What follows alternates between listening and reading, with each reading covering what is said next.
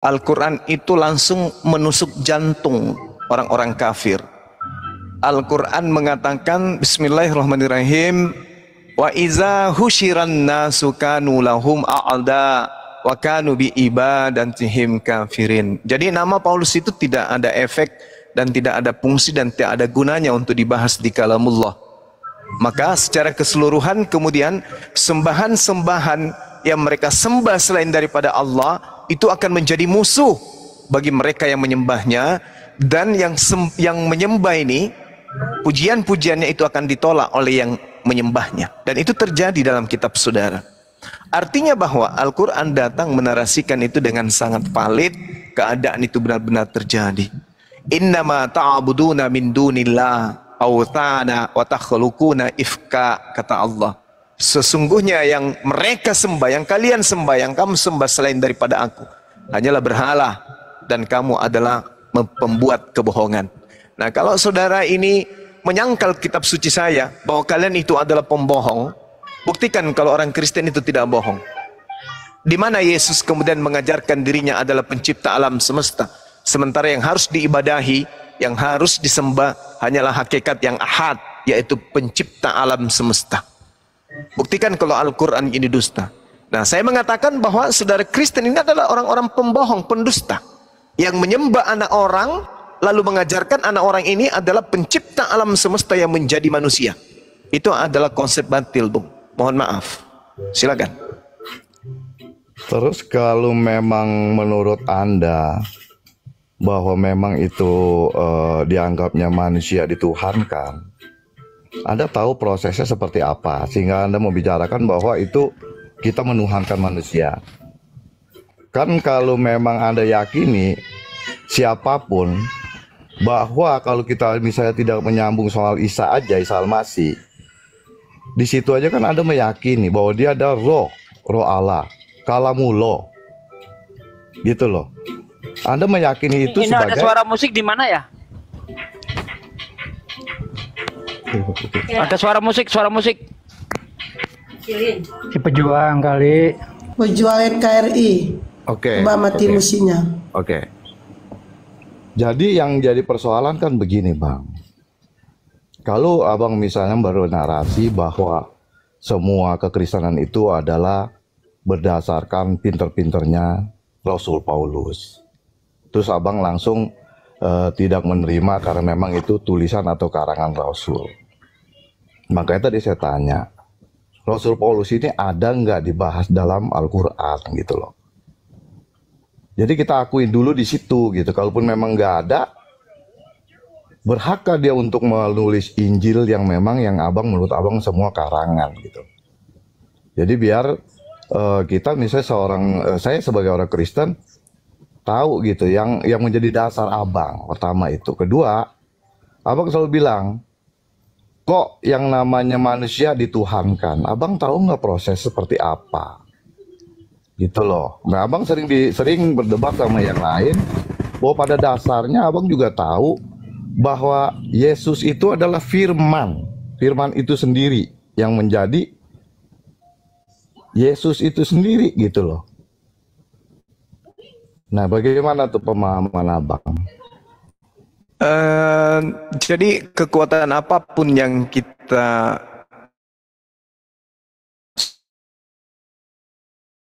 satukan kemudian untuk menjadi dasar kita merubah Yesus itu bukan manusia, itu tak akan pernah sanggup. Buddha, setan semua kita ajak untuk membuktikan Yesus itu bukan manusia, tidak akan pernah sanggup kita. Yesus itu tetap aja manusia. Mau prosesnya seperti apapun, karena Tuhan itu maha pencipta. Yang disebut maha pencipta, maha menghadirkan segala aspek, segala unsur, segala keadaan. Jadi kita manusia ini tidak bisa kemudian membuat karikatur sendiri tentang Tuhan. Nah, kenapa saya mau menarasikan demikian bahwa orang Kristen itu menyembah manusia? Rasulullah Muhammad SAW memang terlebih dahulu sudah mensabda, "Ma baina khalqi Adam illa ya misa'ah khalqun akbar minad dajjal." Itu kata Nabi saya. Tak ada satupun makhluk sejak Adam diciptakan awal mula hingga terjadinya kiamat yang fitnahnya lebih besar daripada fitnah Dajjal. Apa fitnah Dajjal itu? Yang difitnah bukan makhluk, yang difitnah itu pencipta. Dikatakannya pencipta menjadi manusia, dan itu kita temukan bagaimana di dalam Kolose 2 nomor 9, bagaimana dalam Filipi 2 nomor 6 nomor 7 nomor 8, pencipta alam semesta turun mengosongkan dirinya menjadi makhluk dan bahkan mati dibunuh oleh makhluknya sendiri. Ini fitnah, fitnah yang kejam. Ini yang disebut dalam Islam fitnah. Tak ada kemudian dari sejak Nabi Adam, seburuk-buruknya manusia, belum pernah kemudian mereka mengatakan pencipta alam semesta menjadi sapi, pencipta alam semesta menjadi Buddha, pencipta alam semesta menjadi Siddhartha Gautama. Tidak pernah. Atau pencipta alam semesta menjadi Krishna. Tidak. Mereka hanya mengatakan dewa-dewa. Di atas dewa itu masih ada penguasa. Itu gak ada kecuali di dalam ajaran Kristen melalui orang yang disebut Paulus ini. Dialah yang kemudian merubah segala-galanya. Makanya Yesus, mohon maaf nih, karena saya seorang apologet. Yesus mengatakan dalam Matius 25 nomor 15. Apa yang dikatakan kemudian dia di sana? Seorang pembinasa keji yang berdiri di tempat suci, yang berdiri di tempat kudus. Pembinasa yang kemudian mendapatkan gelar sebagai gelar suci. Siapa dia? Pembinasa, siapa dia? Lalu kemudian dia dinubuatkan oleh Nabi Daniel, kata Yesus. Nabi Daniel mengatakan bahwa sang pembinasa keji itu kemudian menentang sang pencipta alam semesta. Maka jadi dia menggantikan pencipta alam semesta dengan Yesus. Sekarang kalau saudara-saudara kita Kristen tanya, berapa Tuhanmu? Satu. Di antara satu itu ada muncul nama bernama Yesus. Dan Yesus ini juga masuk ke dalam hakikat yang satu itu. Berarti menyetarakan Tuhan. Kalau Al-Quran tidak bisa dijadikan sebagai patokan, maka jadikanlah kitabnya Yahudi yang ada di genggaman saudara Kristen. Yesaya 14 nomor 12, nomor 13, nomor 14, nomor 15. Di sana disebutkan sebagai Hailale bin Zakar, bintang timur, yang adalah putra matahari, yang kemudian disebut Lucifer. Nah, ini naik ke langit ingin menyamai pencipta alam semesta, turun ke bumi kemudian sampai ke bawah di alam kubur, lalu bangkit untuk menyesatkan orang, ingin menyamai sang pencipta alam semesta. Nah, ini siapa yang ketika kemudian orang Majus datang ingin menyembah ketika dia bayi? Orang Majus penyembah api datang ingin menyembah kemudian kepada Lucifer, bintang timur yang jatuh ke bumi. Siapa menurut kemudian kitab Yesaya 14 ini bintang timur ini? Iblis, Lucifer. Silakan bang, di mana Yesus pernah mengajarkan dirinya kemudian setara dengan Tuhan? Oke. Walah, curang. Gak apa-apa, biar dia tanggapi dulu. Bang Juma bisa naik lagi kok. Silakan. Kenapa ini? Ya, Bang Juma ke report. Biasalah. Lanjutin bro. Silakan. Oke. Assalamualaikum Ya. warahmatullahi wabarakatuh, host, Bunda, dan yang lain lanjut. Waalaikumsalam warahmatullahi wabarakatuh. Oke. Boleh, sebenarnya saya jadi kalau nggak ada Bang Juma jadi kita ini juga, tapi nggak apa-apa. Satu Enggak, hal ntar juga Bang Juma naik, sabar aja. Oke.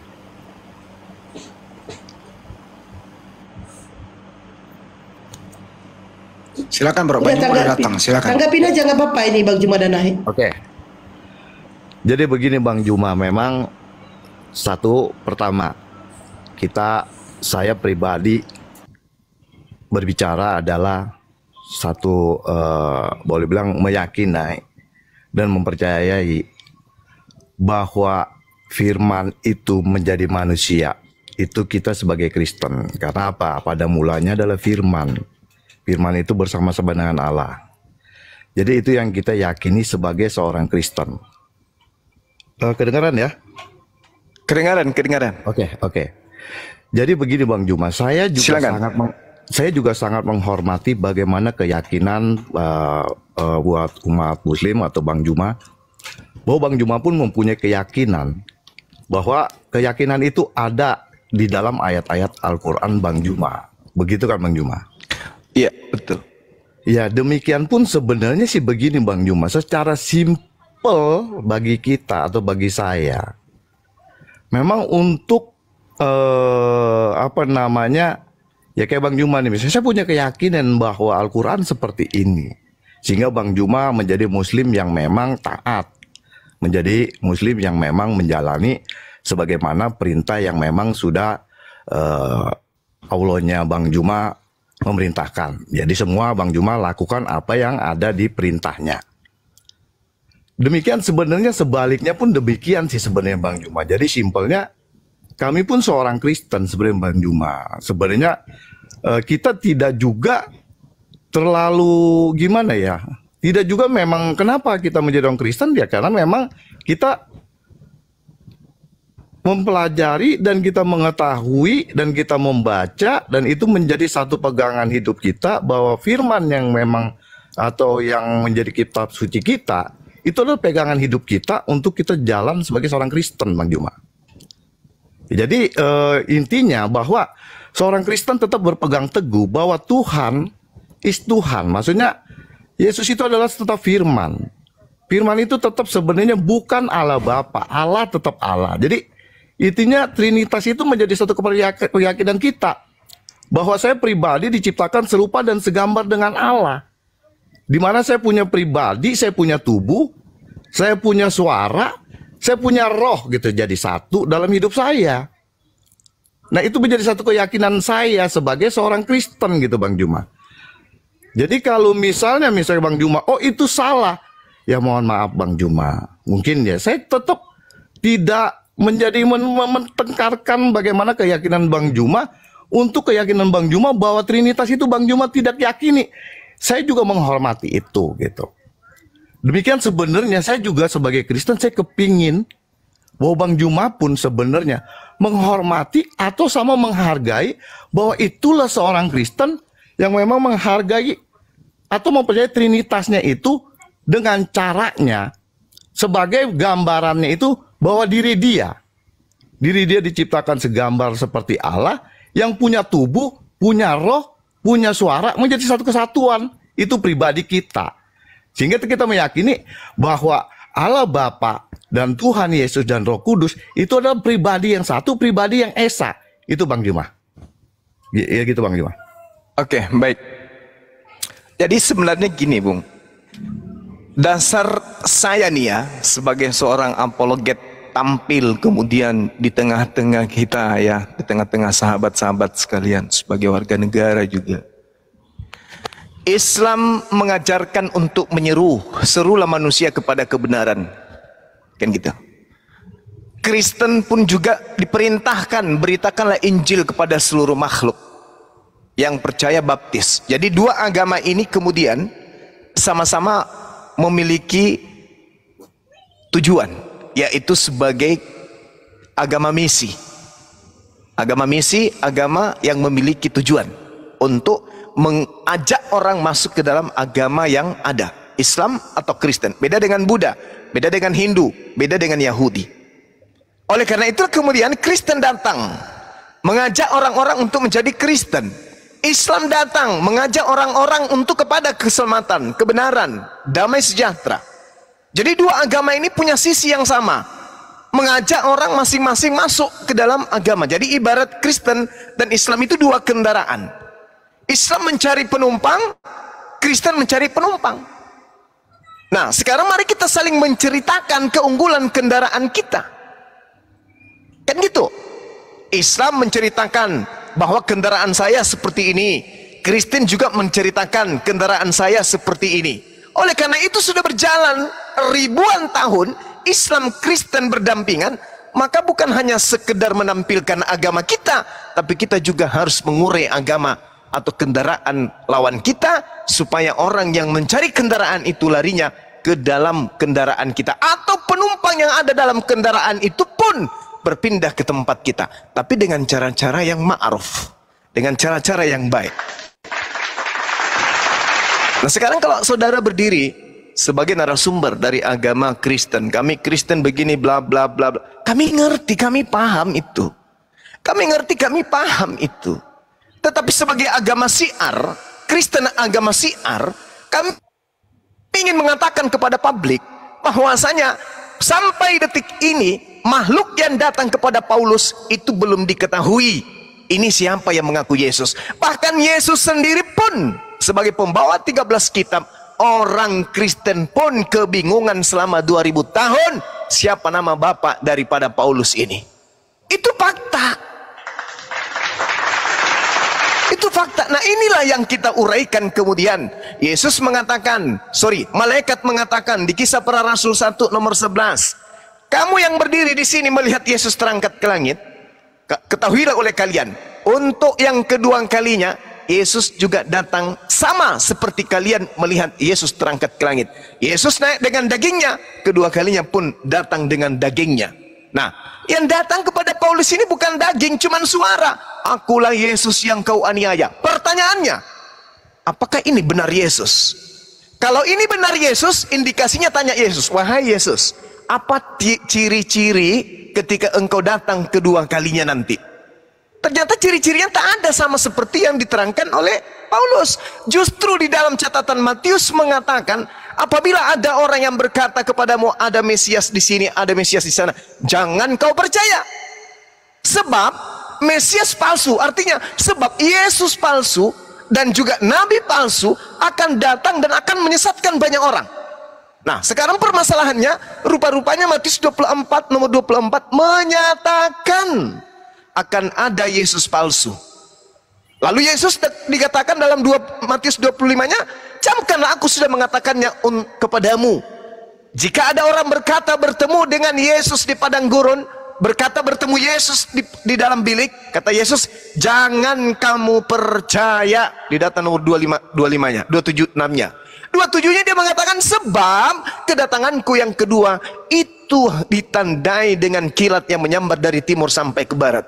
Berarti yang datang kepada Paulus ini itu bukan Yesus, tetapi Mesias yang palsu. Dia mengaku-ngaku, akulah Yesus yang kau aniaya. Yang datang ke Pulau Patmos ini yang mengatakan akulah Yesus, akulah bintang timur, itu bukan Yesus yang asli, tetapi Mesias palsu yang datang kepada penulis kitab saudara. Kalau Bang Suma keliru, mari kita diskusi secara ilmiah. Kita bedah kemudian data. Kita buktikan kemudian bahwa pengakuan Yesus akan datang itu apakah hanya suaranya atau dia datang dengan dagingnya. Kalau dengan suaranya pun kita harus kemudian meneliti suara siapa ini. Karena kitabnya orang Kristen sendiri mengatakan bahwa iblis bisa kemudian datang berupa malaikat terang, bisa menjelma menjadi malaikat terang. Apatah lagi yang datang kepada Paulus ini bukan menjelma menjadi malaikat, dia cuma menjelma mengaku sebagai manusia. Kita lihat, siapakah engkau, Tuhan? Paulus sudah dibimbing lebih dulu oleh makhluk ini untuk mengaku Tuhan kepada dia. Akulah Yesus, manusia dari kota Nazaret yang kamu aniaya. Berarti suara ini hanya mengaku manusia, bukan mengaku malaikat. Level itu sangat rendah, masih rendah dari malaikat. Berarti iblis bisa seperti itu. Kemudian kita lihat kisah, sejarah, histori di dalam Bible. Jangan di luar, di dalam Bible. Yesus acap kali dibuli, dimainin oleh iblis alias diuji oleh iblis. Kalau Yesus yang adalah nabi orang suci tidak pernah melakukan kejahatan saja dimainin, dijadikan bulian oleh iblis, bagaimana Paulus? Jadi iblis boleh datang mempermainkan Paulus kapan aja. Terbukti di Kisah Para Rasul 16 nomor 16 sampai nomor 18. Paulus dimainin sama iblis. Jadi yang datang kepada Paulus ini ngaku Yesus itu siapa? Siapa yang ngaku Yesus? Akulah Yesus yang kau niaya. Dari sanalah kemudian setelah Paulus didatangi makhluk ini, Paulus mulai 2 kali lebih hebat daripada dia menganiaya murid Yesus. Apa itu? Dia menuduh pencipta alam semesta menjadi manusia. Dia menuduh pencipta alam manusia, pencipta alam semesta kemudian digantung, dibunuh, disalib. Dia menuduh kemudian hukum Tuhan yang datang kepada Bani Israel adalah sampah. Dan tidak ada orang selamat karena hukum Taurat, hukum Tuhan. Paulus ingin menjadi-jadi. Maka lahirlah kemudian buah dari pengajaran Paulus, yaitu Katolik, Kristen, Protestan, Advent dan semua sekte-sekte yang ada yang mendudukkan Yesus keluar dari koridor yang seharusnya. Tanggapi saya Bung, saya minta ditanggapi secara ilmiah, bukan hanya dasar kepercayaan tok. Silakan.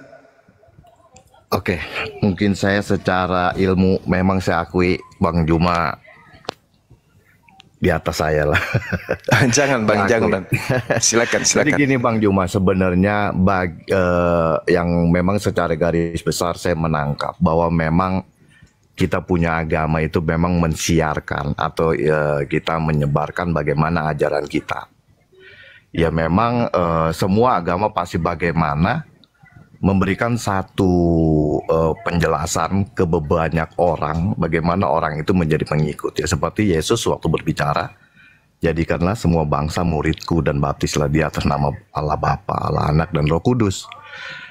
Nah itu memang satu siaran atau satu seorang Kristen memang menjadi satu apologet untuk bagaimana banyak pengikut Kristus.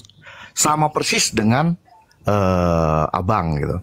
Cuma satu yang pertama yang saya mau tanyakan ke abang, Bang, dalam agama itu tidak sama dengan kita jual mobil, Bang.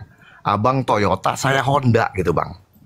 Kalau kita jual mobil sama, kita pun akan memberikan satu penjelasan apa kelebihan-kelebihan kita, Bang. Ada sales memang sama, kita berbicara, saya aja. Saya sebagai sales, saya akan melebih-lebihkan atau memang saya membicarakan bagaimana kelebihan yang saya jual. Tetapi maaf Bang, memang kadang-kadang ada sales, bagaimana cara membandingkan supaya si pembeli ini yakin dengan produknya, maka dia mengcounter. Contoh, Toyota, dia nggak ada adasnya Bang. Toyota remnya agak keras Bang. Toyota begini-gini. Itu yang pemahaman saya sebagai bukan akademis yang mungkin seperti abang untuk mengetahui semua.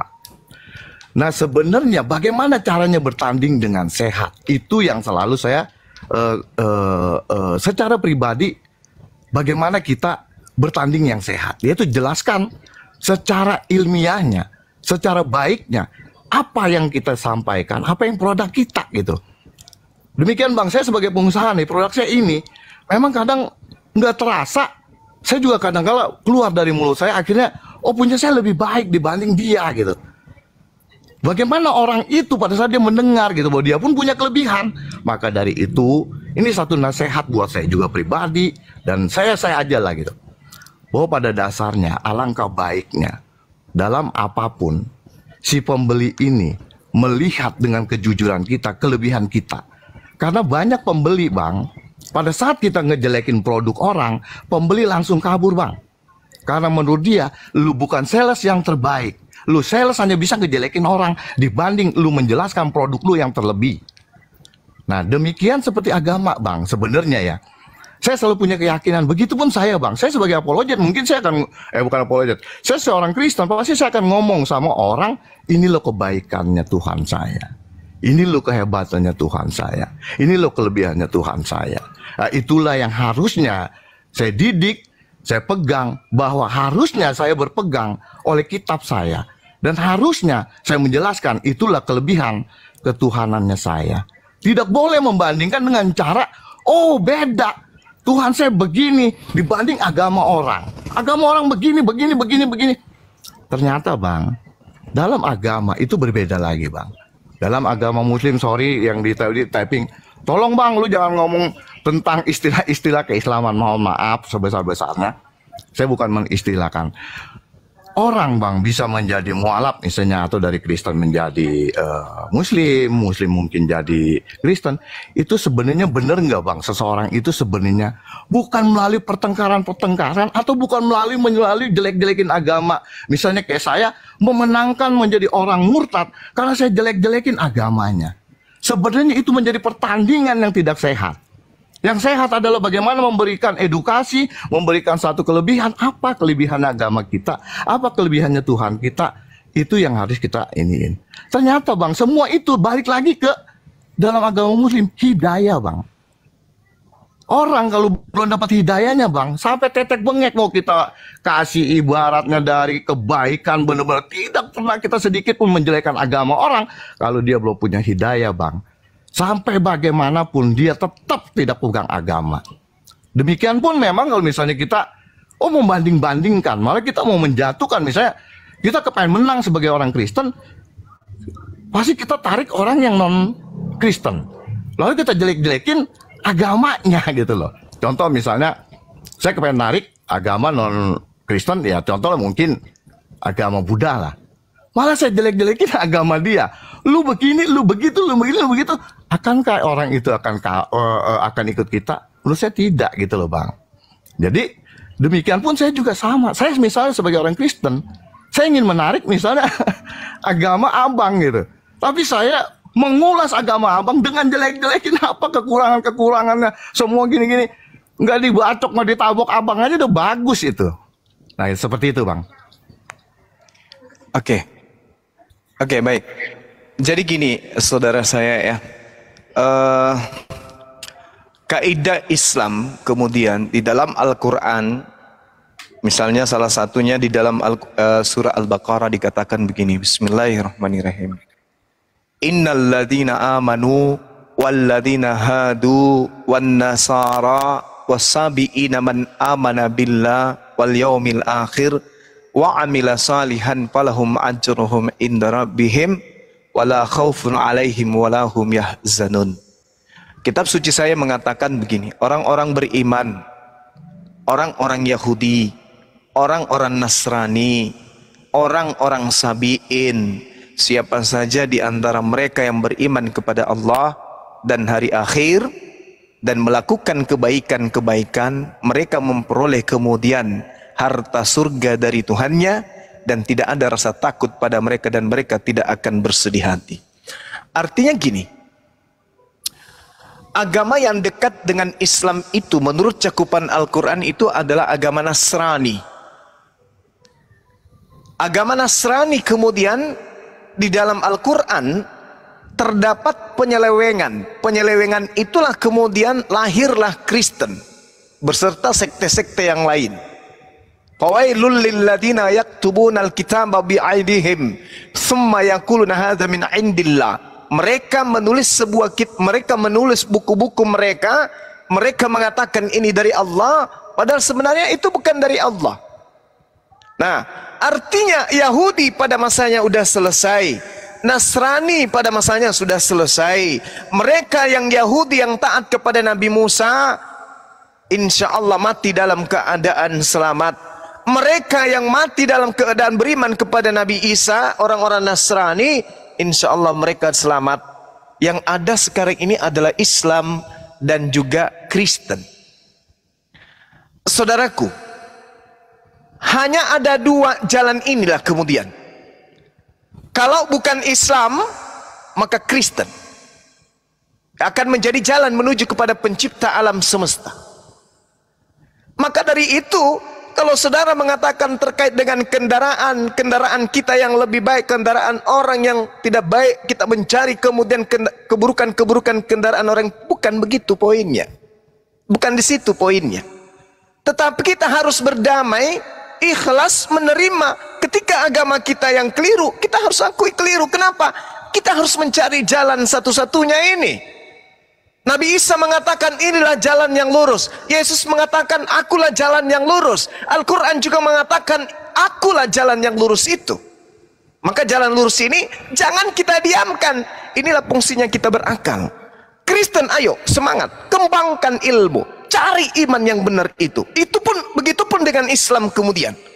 Maka yang menjadi panduan kita sekarang ini apa? Kitab suci. Kalau kitab suci kita ibaratkan kendaraan kita memiliki buku panduan yang tidak sesuai dengan kendaraannya, tinggalkan. Ada kitab suci yang menerangkan tentang keyakinan, tentang Tuhan, tentang akidah, tentang muamalah, tapi tidak berkesesuaian dengan perilaku prosesi keagamaan, tinggalkan. Contoh, kitab sucinya mengajarkan hari Sabat, perilakunya melakukan hari Minggu. Itu contoh. Kitab suci yang mengajarkan jangan makan babi, perilakunya makan babi. Itu contoh. Berarti ada yang tidak beres terhadap buku panduan atau kendaraan. Ini poinnya. Nah, sementara Al-Quran, silakan, mari kita tilik Al-Quran, kaji Al-Quran, tunjukkan kesalahan Al-Quran. Bagaimana Al-Quran kemudian dipraktekkan oleh penganutnya. Artinya kendaraan berupa Islam dengan buku panduannya berupa Al-Quran seia sekata. Adalah hal yang keliru ketika motor matic diberikan buku panduan, motor manual. Tidak akan pernah nyambung itu. Tidak akan pernah nyambung. Makanya mohon maaf, belum ada kemudian orang Islam imannya, akalnya bertentangan dengan kitab sucinya sendiri. Bandingkan dengan saudara Kristen, akal dan kitab sucinya tidak seia sekata. Lalu buat apa buku panduan ini? Bukankah pencipta alam semesta itu maha tahu? Sehingga dia tidak mungkin gagal menciptakan chip dalam batok kepala manusia, di mana chip ini justru bertentangan dengan buku panduan. Bagaimana mungkin kemudian menciptakan komputer, petunjuk komputer justru yang diberikan adalah panduan kulkas? Tidak mungkin. Artinya pencipta komputer itu tidak maha mengetahui. Sedangkan yang kita sembah ini, yang konon katanya pencipta alam semesta yang maha mengetahui ini, masakan memberikan sebuah buku panduan yang tidak berkesesuaian dengan chip yang ditaruh di dalam makhluk berupa manusia, yaitu akal. Berarti Tuhan ini belum maha mengetahui, belum pantas disebut Tuhan apabila buku panduannya tidak berkesesuaian dengan akal makhluknya. Belum pantas disebut sebagai produk yang sukses apabila kendaraannya berbeda dengan buku panduan. Berarti pabriknya masih abal-abal. Kalau kitab suci dan penganutnya itu bermasalah, berarti keyakinannya bermasalah. Maka dia akan bermasalah dengan pencipta alam semesta. Nah, ini Al-Quran menerangkan bagaimana Al-Quran minta diuji. Wahai manusia, kalau kamu ragu dengan Al-Quran, bersatulah kalian dengan apapun itu, makhluk apapun, sehebat apapun. Cari tantangan buat Al-Quran, temukan kesalahan di dalamnya. Kalau kalian mau menemukan. Tapi apa kata Allah? Kamu tidak akan pernah sekalipun menemukan kesalahan, kekeliruan di dalam Al-Quran. Kalau pola pencetusnya untuk mencari kesalahan itu adalah akal, bukan kebencian. Itu poin yang pertama. Yang kedua, terkait dengan kelebihan agama. Boleh Anda mengatakan agama Kristen itu agama kasih. Boleh. Agama Islam itu agama jihad. Sikit-sikit jihad, sikit-sikit demo. Boleh. Itu hak prerogatif setiap manusia untuk mengatakan agamanya yang paling benar. Tapi coba kita renungkan. Bisakah kemudian iblis itu memperlihatkan sesuatu yang indah-indah, sebagaimana iblis datang kepada Hawa menjanjikan yang indah-indah, tetapi ternyata pola perilaku bertentangan dengan asas perintah Tuhan. Jangan kau makan. Iblis yang mengatakan, makan aja, nggak apa-apa. Justru kamu akan hidup yang kekal. Indah. Janjinya indah, tapi bertentangan dengan kalamullah. Bagaimana dengan Kristen? Yesus mengatakan, kitab Anda mengatakan, Yohanes 3 nomor 16. Begitu besar kasih karunia Tuhan akan alam semesta ini, Dia menganugerahkan anaknya Yesus, supaya siapa yang percaya memperoleh hidup yang kekal. Nah, kita teliti lagi. Ketika Yesus mengajarkan dirinya ingin dipercaya sebagai utusan Tuhan, maukah teman-teman Kristen melepaskan imannya bahwa Yesus itu adalah Tuhan? Tidak mau. Yesus mengatakan di dalam Yohanes 5 nomor 36, ada kesaksianku. Ini Yesus yang mengatakan, bukan Bang Subah. Ada kesaksianku yang lebih penting dari kesaksian Yohanes Pembaptis, bahwa semua mujizat, semua pekerjaan, semua tanda-tanda, semua kekuatan, membangkitkan orang mati, membuat orang buta melihat, orang lumpuh berjalan, semua itu bersaksi tentang aku. Bersaksi tentang aku. Pekerjaan-pekerjaan itu bersaksi tentang aku, bahwa aku adalah utusan Tuhan. Endingnya di situ. Siapa Yesus menurut Yesus? Yesus menurut Yesus adalah utusan Tuhan. Aku utusan Tuhan. Titik. Tapi maukah saudara-saudara Kristen melepaskan imannya bahwa Yesus itu adalah Tuhan itu sendiri? Tidak mau. Berarti bertentangan dengan yang membawa kalam firman.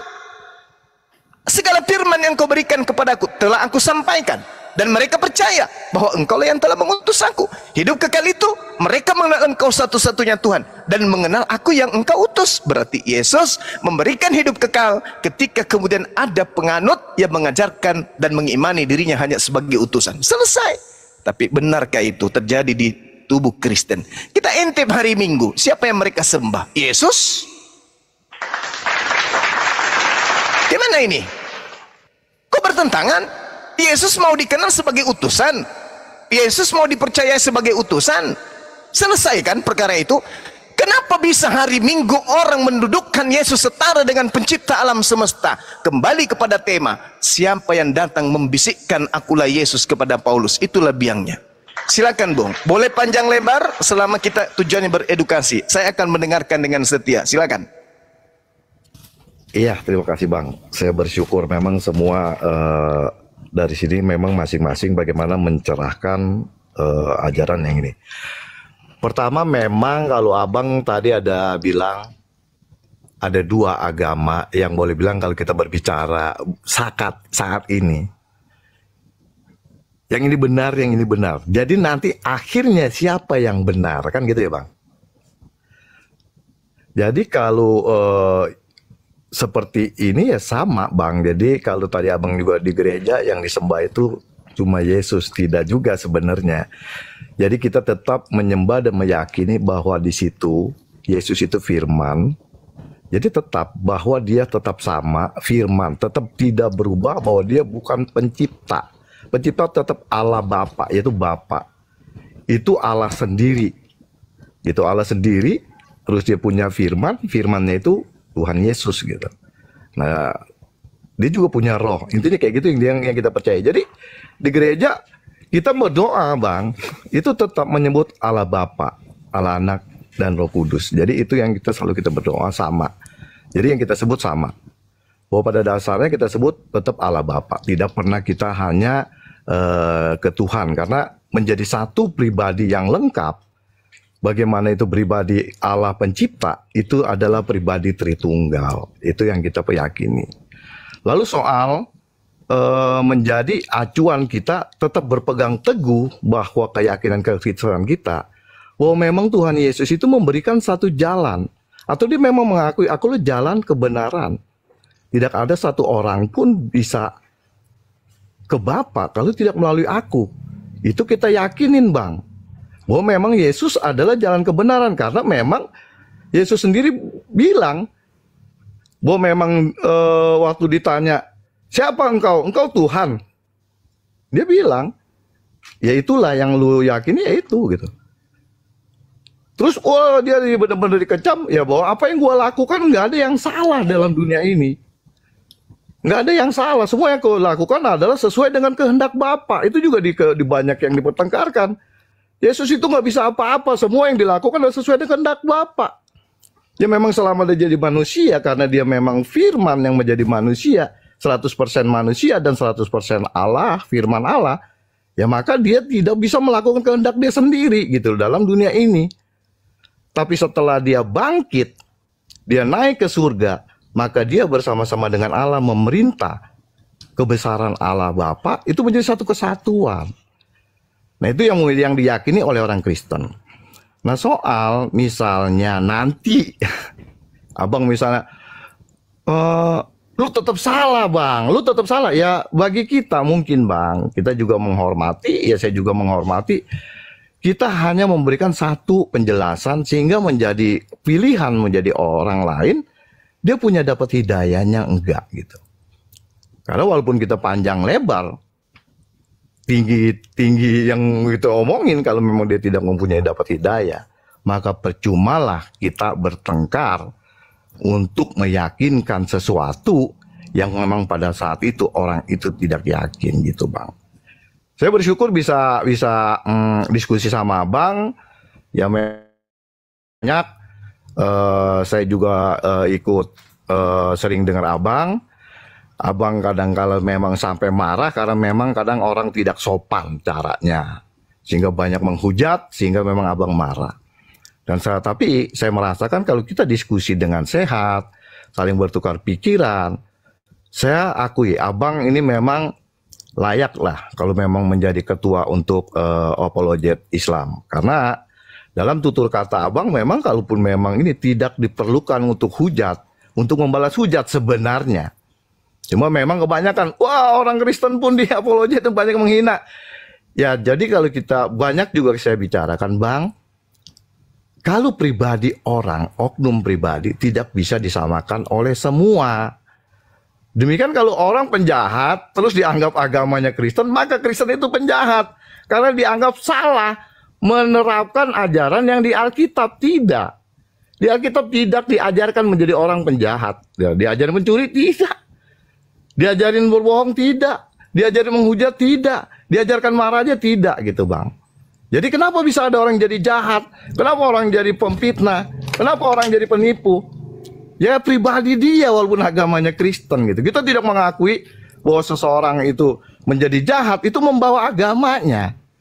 Demikian kan kita kalau misalnya memahami, Bang, yang terjadi misalnya, ini maaf ya Bang, misalnya ada orang yang punya prinsip, perangilah, akhirnya dia beranggapan bahwa jihad itu untuk membunuh orang yang tidak seiman, adalah dia ada satu jalan. Itu pun saya tidak meyakini semua bahwa itu ajaran yang memang dari situ gitu, karena saya yakin, percaya, nggak semua orang setuju, itu bukan ajaran gitu, bukan ajaran satu agama. Jadi gitu Bang. Jadi terima kasih banyak selama ini ya, saya bersyukur kita bisa diskusi dengan baik. Saya juga bisa mendapatkan satu pelajaran bahwa Bang Juma memang menjelaskan itu memang baik. Juga kalau Bang Juma memang ditanya baik akan menjawab baik.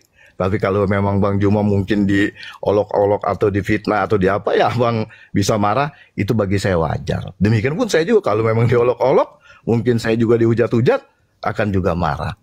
Jadi saya malam ini saya berterima kasih dikasih kita ngobrol sama Bang Juma dan Iya, sama-sama Bang. Terima kasih banyak. Sama-sama Bang Juma, terima kasih banyak Bang Juma. Thank you Bang. Terima kasih. Iya, sama-sama. Saya kembalikan ke Bang Handi atau teman yang lain, silakan.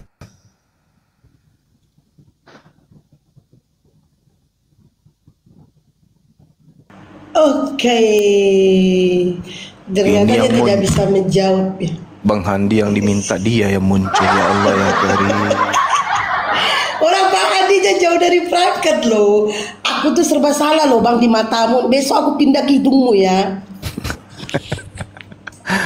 Serba salah aku di matamu. Besok aku pindah ke hidungmu. Biar tambah mancung gitu. Oke, tadi kita sudah mendengarkannya. Dia tidak menjawab loh apa yang dibilang Bang Juma. Terus dia tuh seperti menghindar, dia menghindar. Ujung-ujungnya lari ke sales. Apa hubungannya dengan sales mobil? Mau mobil Ya, dia gimana? Honda kek? No. Ya nggak apa-apa, kita maklumi aja. Materi ini memang berat dan beliau terbebas ya.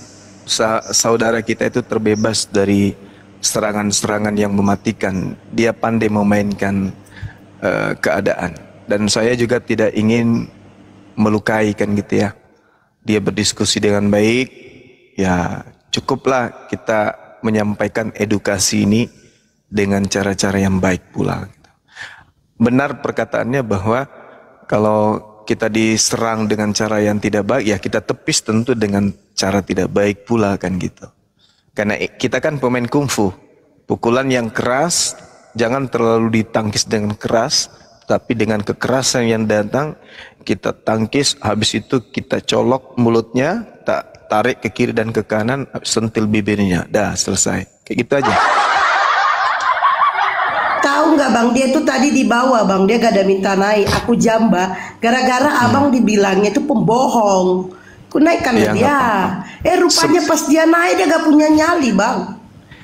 Sebenarnya kalau dibilang agama yang baik, bagaimana dengan Buddha gitu ya?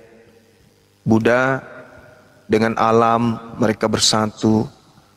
Bagaimana dengan Hindu, mereka juga baik, bahkan ateis itu baik. Tapi yang kita sedang cari di sini adalah yang ada di dalam Islam yang disebut Dajjal dan yang ada di dalam kitab mereka yang disebut pembinasa keji. Itu yang sedang kita cari. Di mana sang pembinasa keji ini bekerja? Karena pembinasa keji ini kemudian ingin mengajak manusia masuk ke dalam neraka untuk hidup bersama-sama di dalam neraka. Jadi kalau di Islam disebut sebagai pembinasa keji, ya di agama saudara kita itu disebut dengan sebutan bledukma. Bledukma itu artinya sesuatu yang pembinasa, yang kerjanya itu pembinasa, pemfitnah dan seterusnya. Itu yang kemudian seringkali diartikan dengan antikristus, anti terhadap Kristus, ya kayak gitulah intinya. Betul sekali. Cek, Iya, cek. Pak. Oke. Disambut dulu Bang. aja sebelum saya statement. Disambut dulu. Ini Andi Blokot, selamat malam. Apa yang mau kamu tanggapi? Assalamualaikum Bang Juma. Semua Waalaikumsalam. Waalaikumsalam. Ya nggak apa-apa. Jadi sebentar dulu ya Bang Andi ya. Ya Bang ya.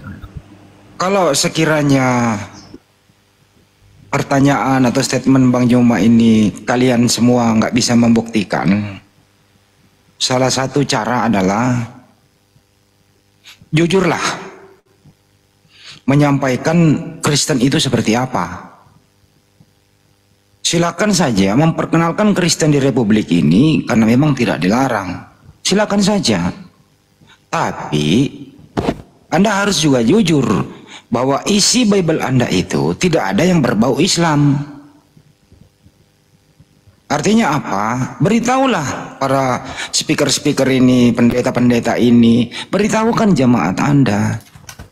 Pada pembicara yang menurut mereka apologet Kristen ya, beritakanlah kepada orang-orang bahwa Kristen itu ya seperti ini tampilannya. Apa yang dibawa Belanda, apa yang Kristen di luar negeri, apa Kristen dari tempatnya di Roma sana, ya masukkan ke Indonesia, jangan diedit. Apa adanya saja, apa adanya gitu loh. Ya ganti kembali sampulnya. Jangan Alkitab, Bible, Biblos gitu. Istilah-istilah Islam yang ada di dalam diganti semua. Jadi terjawab sudah bahwa orang tuh bisa membeli jualan Anda. Oh, tampilan Kristen ya memang berbau Roma ya. Tuhannya memang itu ya inkarnasi menjadi manusia ya. Nah, tapi kalau diselipkan kata Allah, kalau sampulnya adalah Alkitab, itu kan terlalu keislaman. Tapi di dalamnya ajaran dari Roma. Nah ini yang membuat kita menyadarkan mereka agar kata jujur itu dipakai. Jangan ada intrik-intrik misionarisme, nggak bagus itu. Itu sih saran saya kepada semua Kristen yang sering berbicara, baik di media sosial maupun dalam gereja, terutama para pendeta. Ya perkenalkan Kristen yang berbau Yunani itu. Jangan lagi ada kata-kata istilah Islam. Supaya apa? Kalau Anda menjual, orang jelas, oh ini Kristen toh. Nah, diperhitungkan toh, memilih apa enggak. Tapi kalau dipakai nepu-nepu, Allah Bapa, Allah Anak. Nah ini kan Anda tidak percaya diri. Sebagaimana original teksnya. Percaya dirilah. Dan punya jati dirilah. Tampilkan apa adanya. Jangan motor manual terus Anda jual ini motor metik, ya nggak bagus.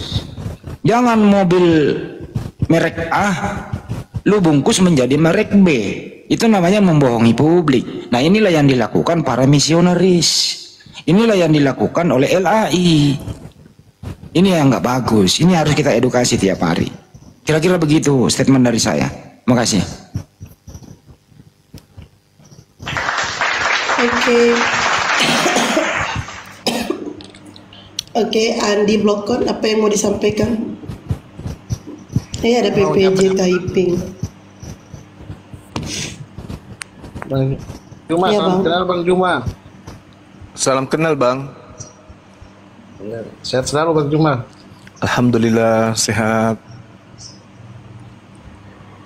Dan Sulawesi juga ini Bang Juma. Ah, Masya Allah. Iya. Barakallah fiik. Ya gitu aja Bang. Iya, Mau menyapa sehat-sehat. Baik. Oke Bang Andi, terima kasih. Bang Juma, kira-kira ini, ya dilanjut Bang. Menurut Bang Juma nih, mudah-mudahan saya juga setuju. Kalau sekiranya Sebagaimana video Bang Juma yang direaksi diputar oleh pendeta Yakob Sulistyo di dalam gerejanya, jemaatnya semakin panik. Ada yang mengiyakan, ada yang enggak. Begitu juga Rizul Lubis, video saya diputar, mereka semua terpana panik, hampir meninggalkan perpuluhan begitu. Sekiranya Bible ini dijual di Indonesia atau dihidangkan di Indonesia atau dikutbahkan di Indonesia apa adanya begitu, tidak ada lagi berbau Islam, istilah-istilah Islam di dalam pendapat Bang Juma. Menurut Bang Juma ini laku apa semakin ditinggal? Kira-kira bagaimana pendapat Bang Juma?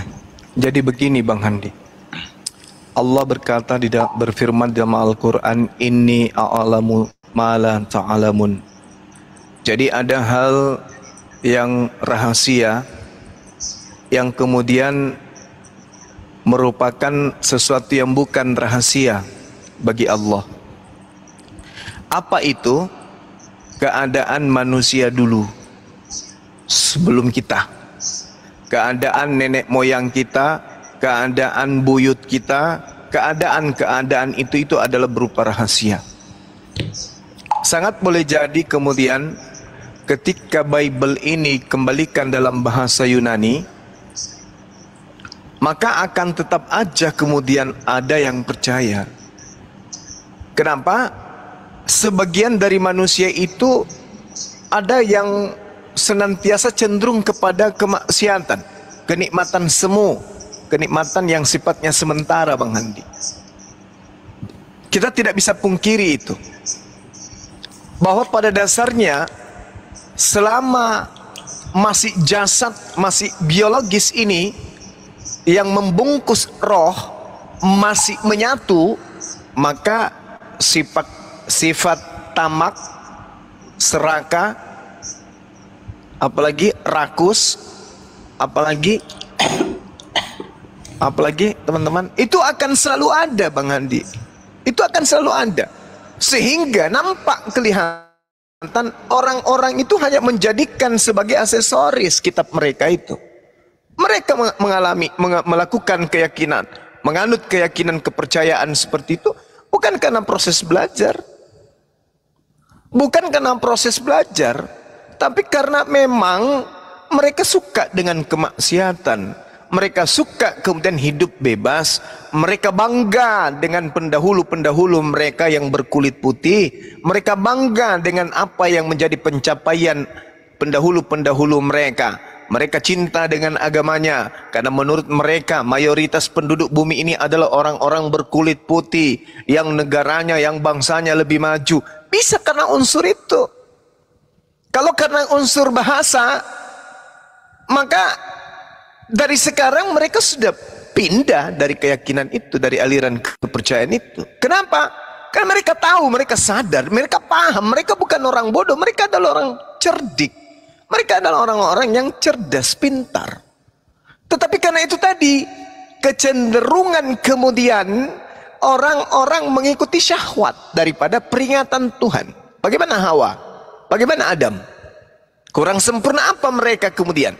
Padahal pada saat itu ujian untuk mata minim, ujian untuk kuping minim, ujian untuk dibawa pusat minim, semuanya minim. Hanya gara-gara faktor satu saja, yaitu makanan sesuatu buah, itu ajanya. Tapi mampu kemudian melululantakkan perintah Tuhan yang langsung datang ke kuping Nabi Adam beserta istrinya. Subhanallah. Tapi ini tidak ditelaah oleh mereka yang mati akal. Jadi bukan karena mereka meninggalkan melepaskan istilah-istilah Islam maka agama mereka itu tidak akan ada penganutnya, tidak. Tetap aja kemudian ada penganutnya. Kenapa? Karena sejatinya manusia itu lebih cenderung kepada syahwat. Sejatinya manusia itu cenderung kepada kenikmatan, keindahan duniawi. Siapa sih yang tidak mau Bang Handi? Tengoklah orang-orang yang disumpah pakai Quran itu. Lihat, demi Allah, demi nama Allah, wallahi, tallahi. Tapi faktanya pakai baju orange juga ujung-ujungnya. Inilah cerminan bahwasanya terkadang baik kita maupun mereka hanya menjadikan kitab ini sebagai aksesoris simbol keagamaan saja. Di Islam juga begitu, apatah lagi mereka. Apatah lagi mereka, apa yang mereka kemudian dapatkan dengan mengambil kata Nabi, kata Allah, kata Rasul. Ada kebenaran? Tak ada. Itu hanya sebagai bahan untuk promosi ajanya.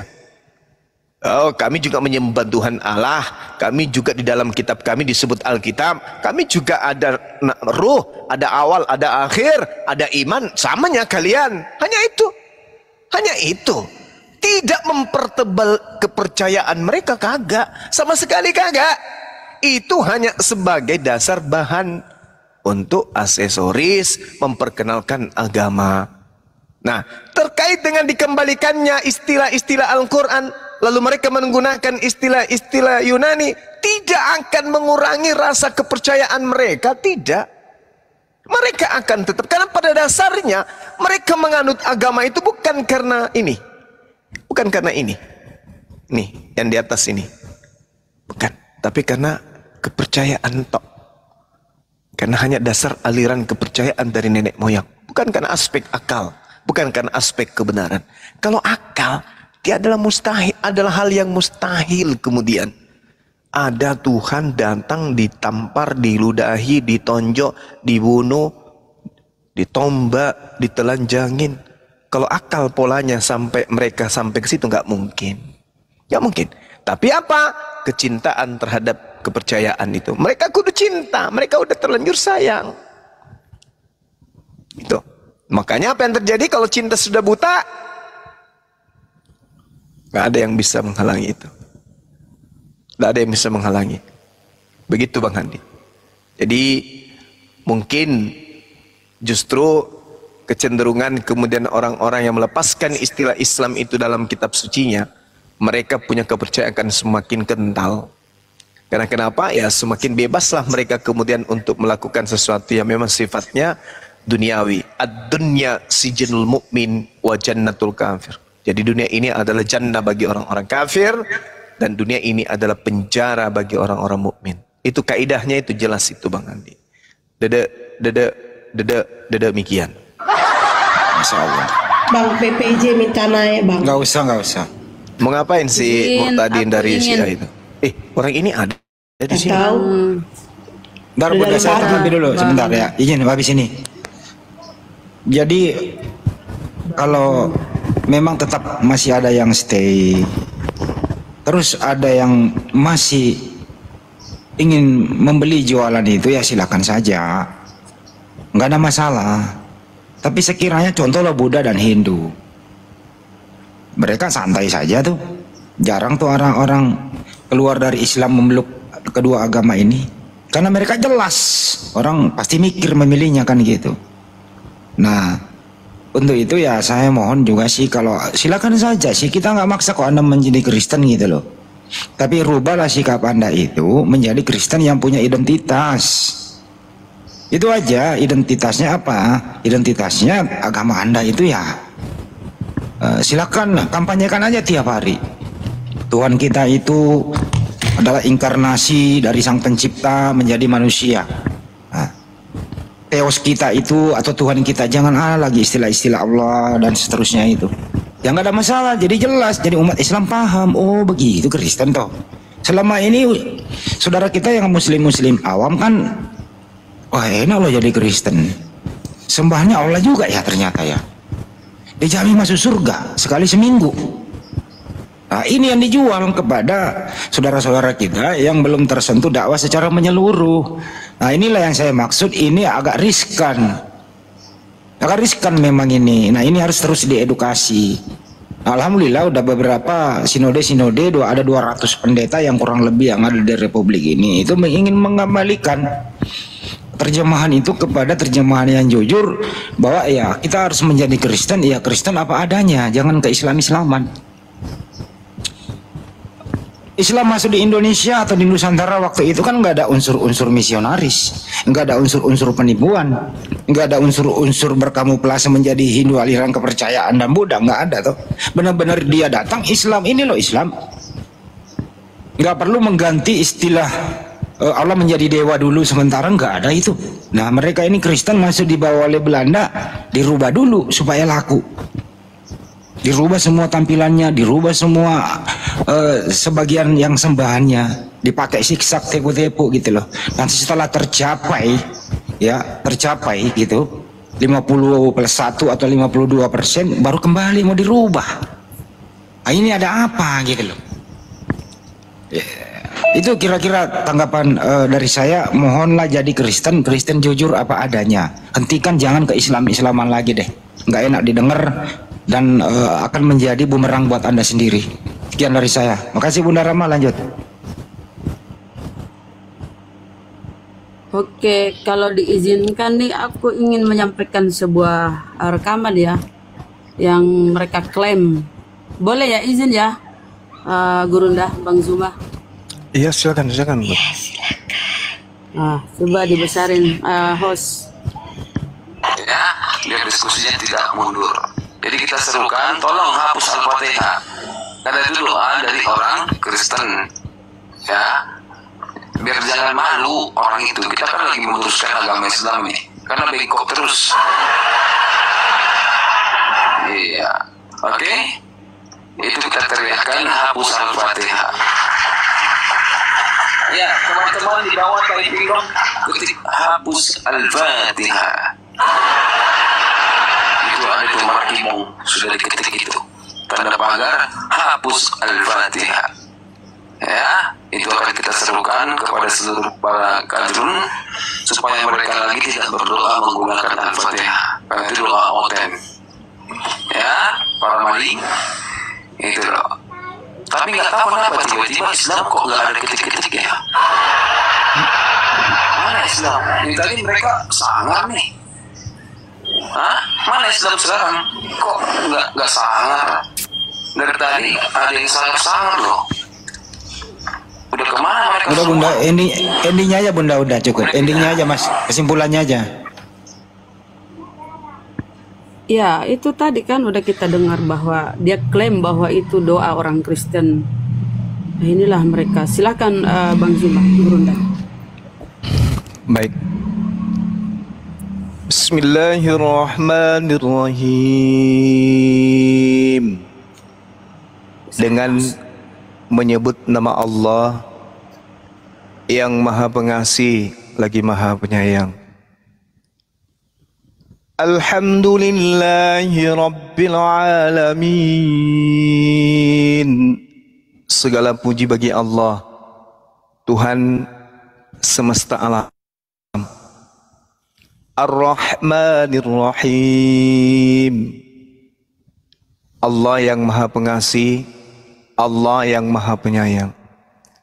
Maliki Yaumiddin. Allah pemilik hari pembalasan. Iyyaka na'budu wa iyyaka nasta'in. Hanya kepada Allah manusia menyembah, dan hanya kepada Allah manusia memohon pertolongan. Hanya kepada Engkaulah kami menyembah, dan hanya kepada Engkaulah kami memohon pertolongan. Ihdinas siratal mustaqim. Tunjukilah kami jalan yang lurus. Siratal ladzina an'amta 'alaihim ghairil maghdubi 'alaihim waladdallin. Tunjukilah kami jalan yang lurus, yaitu jalan orang-orang yang telah Engkau beri nikmat kepadanya, bukan jalan mereka yang dimurkai, dan bukan pula jalan mereka yang disesat. Sahabat yang dimuliakan oleh Allah, Congorpedia ini pertama yang harus diketahui adalah sosok makhluk yang di dalam tubuhnya kalau dibandingkan antara daging babi dan ikan, yakin saya bahwasanya di dalam tubuhnya jauh lebih banyak kemudian daging babi daripada ikan. Yang kedua, Congorpedia ini kalau kemudian dimasukkan jasadnya atau tubuhnya atau kepalanya, isi otaknya atau tubuhnya lah salah satunya, diperiksa ditelaah pakai mikroskop, banyak mana memuat nutrisi yang terkandung dari daging anjing dibandingkan dengan udang atau cumi, maka saya pastikan bahwa hasilnya lebih banyak mengandung daging babi dan daripada udang. Artinya manusia ini dalam tubuhnya darahnya yang mengalir, kekuatan dan cakupan jasadnya kemudian itu didukung oleh daging babi dan daging anjing. Itu dulu. Jadi pola kehidupannya kemudian, sikapnya, caranya berbicara, kebencian, api yang menyala di dalam tubuhnya, itu mengantarkan dirinya dalam keadaan ibaratkan anjing dan babi disatukan, kemudian wujudnya itu seperti dirinya. Maka kebenciannya itu membabi buta dan membabi anjing terhadap Islam. Nah, sekarang kita masuk ke dalam hujatan beliau. Mengatakan harus menghapuskan Al-Quran. Bukan hujatan beliau, hujatan setan. Iya, hujatan setan. Bukan setan juga, Bang Andi, kelewatan. Hujatan babi plus guguk. Gini. Dia mengambil itu dikarenakan apa? Dikarenakan kalau yang kemarin itu kan kita udah bahas tuh terkait dengan Al-Fatihah lebih duluan katanya ya. Ini sebenarnya karena ihdinas siratal mustaqim. Dia mengatakan Yesus jalan yang lurus, umat Islam masih meminta jalan yang lurus. Karena karena dia ini tidak memiliki ilmu, dia hanya mentok di tunjukilah kami jalan yang lurus. Dia tidak melihat siratal ladzina an'amta alaihim, yaitu jalan orang-orang yang telah jalan orang yang telah diberi nikmat kepadanya, nikmat keselamatan. Jadi kita minta jalan lurus, yaitu jalannya orang-orang yang telah diberi nikmat keselamatan. Artinya jalannya para syuhada, jalannya para nabi. Itu yang kita minta, bukan jalan mereka yang dimurkai. Siapa yang dimurkai? Orang-orang Yahudi. Siapa yang sesat? Orang-orang Nasrani, orang-orang Kristen. Ini berdasarkan Al-Quran. Jadi ada dua, bukan yang dimurkai Yahudi dan bukan yang sesat orang-orang kafir Nasrani. Jelas itu. Kenapa mereka sesat? Kalau Yahudi kenapa dimurkai? Karena Yahudi punya aturan main dari Allah, tetapi mereka ingkar terhadap aturan main tersebut, maka Allah murka. Murka kepada umat yang sudah dipilih terlebih dahulu. Nah, yang satu ini sesat. Kenapa sesat? Karena membuat aturan sendiri, membuat Tuhan sendiri, membuat agama sendiri, membuat buku panduan sendiri, membuat nabi sendiri, membuat rasul sendiri. Nah, ini dia, makanya dicap sebagai sesat. Kalau dimurkai itu kan, ya orang-orang dimurkai berarti di antara mereka masih ada kemudian yang diberi petunjuk. Tapi yang sesat ini kayak mana ini? Apa bukti kesesatan mereka? Coba aja tanya. 1 tambah 1 tambah 1 sama dengan berapa? Congorpedia. Congorpedia akan mengatakan Mesa. Kenapa demikian? Sesat. Orang sesat itu dia mengatakan, nah ini jalan yang benar kayaknya nih. Dia berjalan terus sesat, dia nggak dapat jalan. Yang mana yang benar ini? Yesus Nabi, Yesus Rasul, Yesus Mesias, Yesus ini, Yesus itu. Yang mana yang benar? Semuanya diambil. Yang mana yang Tuhan? Roh Kudus, Yesus, Bapak yang bingung, benar-benar bingung. Makanya apa? Ya, 1, 2, 3. Tiga-tiganya satu pribadi. Bingung dia, orang sesat. Kalau orang dimurkai itu panduannya sudah ada. Orang yang sudah ada aturan mainnya, tapi mereka ingkar terhadap aturan main itu, maka mereka dimurkai oleh Allah. Kalau yang sesat ini gak ada aturannya dia, gak ada aturan. Mereka tidak ada aturan dari Tuhan, tapi mereka buat-buat sendiri. Inilah orang sesat. Sementara doanya kita siratal ladzina an'amta alaihim, yaitu jalan menuju seperti orang yang engkau beri nikmat keselamatan kepadanya. Siapa mereka? Para syuhada, para wali, para nabi, orang-orang yang dijamin masuk surga. Itu doa kita itu ke situ. Tidak seperti kalian, doanya tiap hari minta makan. Doa tiap hari minta makan. Apa itu? Namanya apa itu? Takut lapar. Setiap hari minta makan. Kalau kita doanya tiap hari minta keselamatan. Kalau dia tiap hari minta makan. Yaitu jalan orang-orang yang engkau beri nikmat. Alhamdulillah, umat Islam setiap saat berdoa untuk diberi jalan orang yang telah, agar diberi jalan yang lurus sama seperti orang yang diberi nikmat keselamatan. Luar biasa doa umat Islam ini. Dan umat Islam kemudian memohon kepada Allah agar dihindarkan kepada jalan orang yang dimurkai, yaitu orang Yahudi, dan jalan orang yang sesat, yaitu orang Kristen. Ya, orang yang sesat. Kristen itu orang sesat. Karena dia bingung yang mana Tuhannya ini. Ada 3 yang mana Tuhannya. Ibadahnya hari Minggu, ada yang hari Sabtu, ada Protestan, ada apalagi Advent, ada Katolik, entah yang mana yang benar ini. Sesat mereka ini. Dikatakan mereka ini sebagai anak-anak Tuhan. Dikatakan kemudian mereka dijamin keselamatan, tapi Yesus mengusirnya juga. Mereka sesat. Kenapa sesat? Karena mereka mengikuti makhluk yang datang kepada Paulus mengaku, Yesus, siapakah engkau? Akulah Yesus yang kau aniaya. Oh, nah dari sejak itulah kemudian Mesias palsu ini yang mengaku Yesus ini kemudian membawa miliaran manusia menuju kepada neraka jahanam. Demikian Bang Andi. Ya, makasih Bang Juma. Ya, sama-sama Bang Andi. Semoga tercerahkan kita semua. Yang jelas orang-orang kayak begini, kalau memang kamu nggak suka Islam, ya sudah, keluar aja dari Indonesia. Ya, lo tahu sendiri, dasar negara kita itu banyak diambil, diadopsi dari Al-Quran.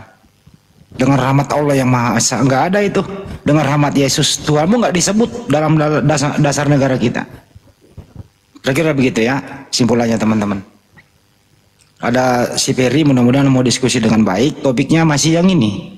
Siapakah yang datang kepada Paulus di padang gurun? Assalamualaikum, shalom, selamat ya, malam. udah saya paham. Ya, Jadi waalaikumsalam. tetap topiknya itu ya Bang Juma? Iya. Ya. Ya silakan Bang Juma, diberi topik langsung tiktokan aja sama si Ferry, silakan. Waduh.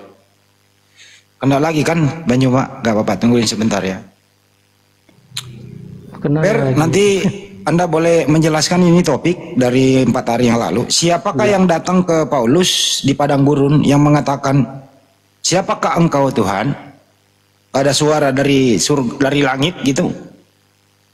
Ya. Akulah Yesus, manusia yang telah engkau aniaya itu. Menurut Anda apakah betul itu Yesus? Kalau betul Yesus itu, tunjukkan buktinya dan sekaligus buah daripada pengajaran Paulus ini. Silakan Per. Oke. Jadi mau menanggapi apa yang dikatakan oleh Bro Suma kami sesat. Wah, saya tidak merasa sesat karena kami menuruti jalan yang lurus kan. Kalian berdoa setiap hari 5 kali sehari, tunjukkan kami jalan yang lurus. Kami mengikuti jalan yang lurus, yaitu Yesus. Sekarang bagaimana membuktikan bahwa yang datang kepada Paulus itu adalah Yesus? Adalah sesuai dengan apa yang Yesus katakan, dari buah-buahnya kamu akan mengenal dia. Jadi kita lihat ketika pertobatan Paulus itu, ketika dia menerima Yesus, maka dia tidak lagi menjadi seperti sebelum dia bertemu dengan Yesus melalui perjalanannya ke Damsyik. Jadi Yesus telah merubah sikapnya sehingga dia benar-benar melakukan apa yang Yesus perintahkan. Ketika dia dalam perjalanan juga ke Roma, ya, ke Athena, dia di sana bahkan mengabarkan Injil. Banyak penyembah patung yang dia tobatkan. Ini satu hal yang sangat positif bagi dia. Jadi orang-orang Roma, orang-orang Athena, penyembah berhala, dia tobatkan menjadi pengikut Yesus. Walaupun ada juga yang menyangkal, ya, ada pun yang menyangkal dia. Inilah buktinya bahwa dia itu adalah benar-benar menghidupkan apa yang diperintahkan oleh Yesus. Ya, jadi kami orang Kristen tidak merasa tersesat karena di Al-Quran juga mengatakan udah cukup dulu, ini enggak cukup dulu. Masih itu di atas. Beginilah, kalau saya kan moderatorin, kalau moderator tuh bilang cukup ya cukup. Anak kan udah memberikan statement, yaitu statementnya Bang Juma itu benar-benar katanya suara Yesus itu sendiri kepada Paulus di padang gurun. Silakan Bang Juma lagi yang menanggapi. Ya, itu adalah kebohongan yang nyata ya. Karena di dalam Kisah Para Rasul 1 nomor 11 jelas dikatakan bahwasanya malaikat berkata, malaikat berkata bahwasanya Yesus yang kamu lihat itu yang naik ke langit akan datang dengan cara yang sama ketika engkau melihat dia naik ke langit. Berarti ketika dia datang, ketika dia terangkat dengan jasadnya. Maka kemudian ketika ia datang, maka dia datang dengan jasadnya. Bukan hanya suara.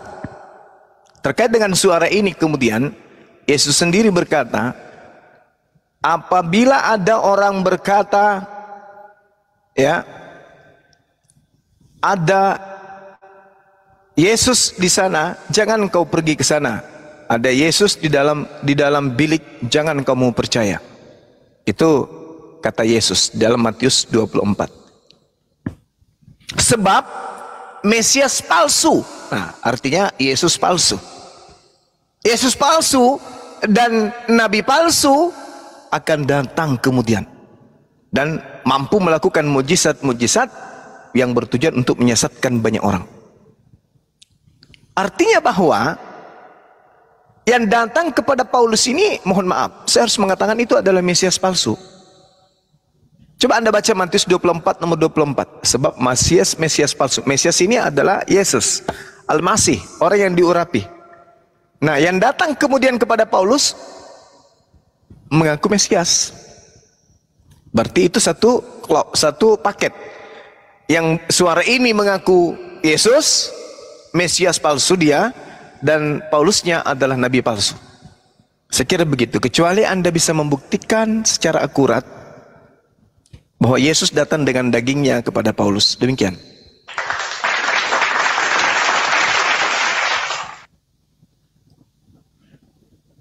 Fokus kepada topik, Per. Silakan. Ya. Oke. Jadi memang ketika kedatangan Yesus yang kedua kali itu memang semua mata akan memandang. Itu waktu dia akan datang dengan kemuliaan. Tetapi kalau Yesus juga datang secara pribadi kepada seorang itu tidak juga bisa dibantah. Yesus mengatakan dari buah-buahnya kamu mengetahui bahwa dia itu adalah berasal dari yang baik.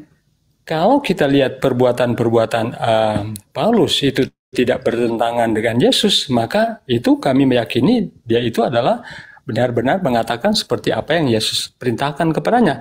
Kalau saya bandingkan juga dengan Muhammad ketika menerima wahyu, saya tidak yakin kalau Muhammad yang menerima wahyu itu dari Jibril.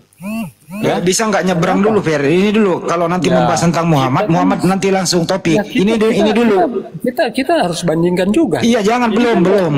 Kami mencari mana yang benar. Tadi kan bersuma.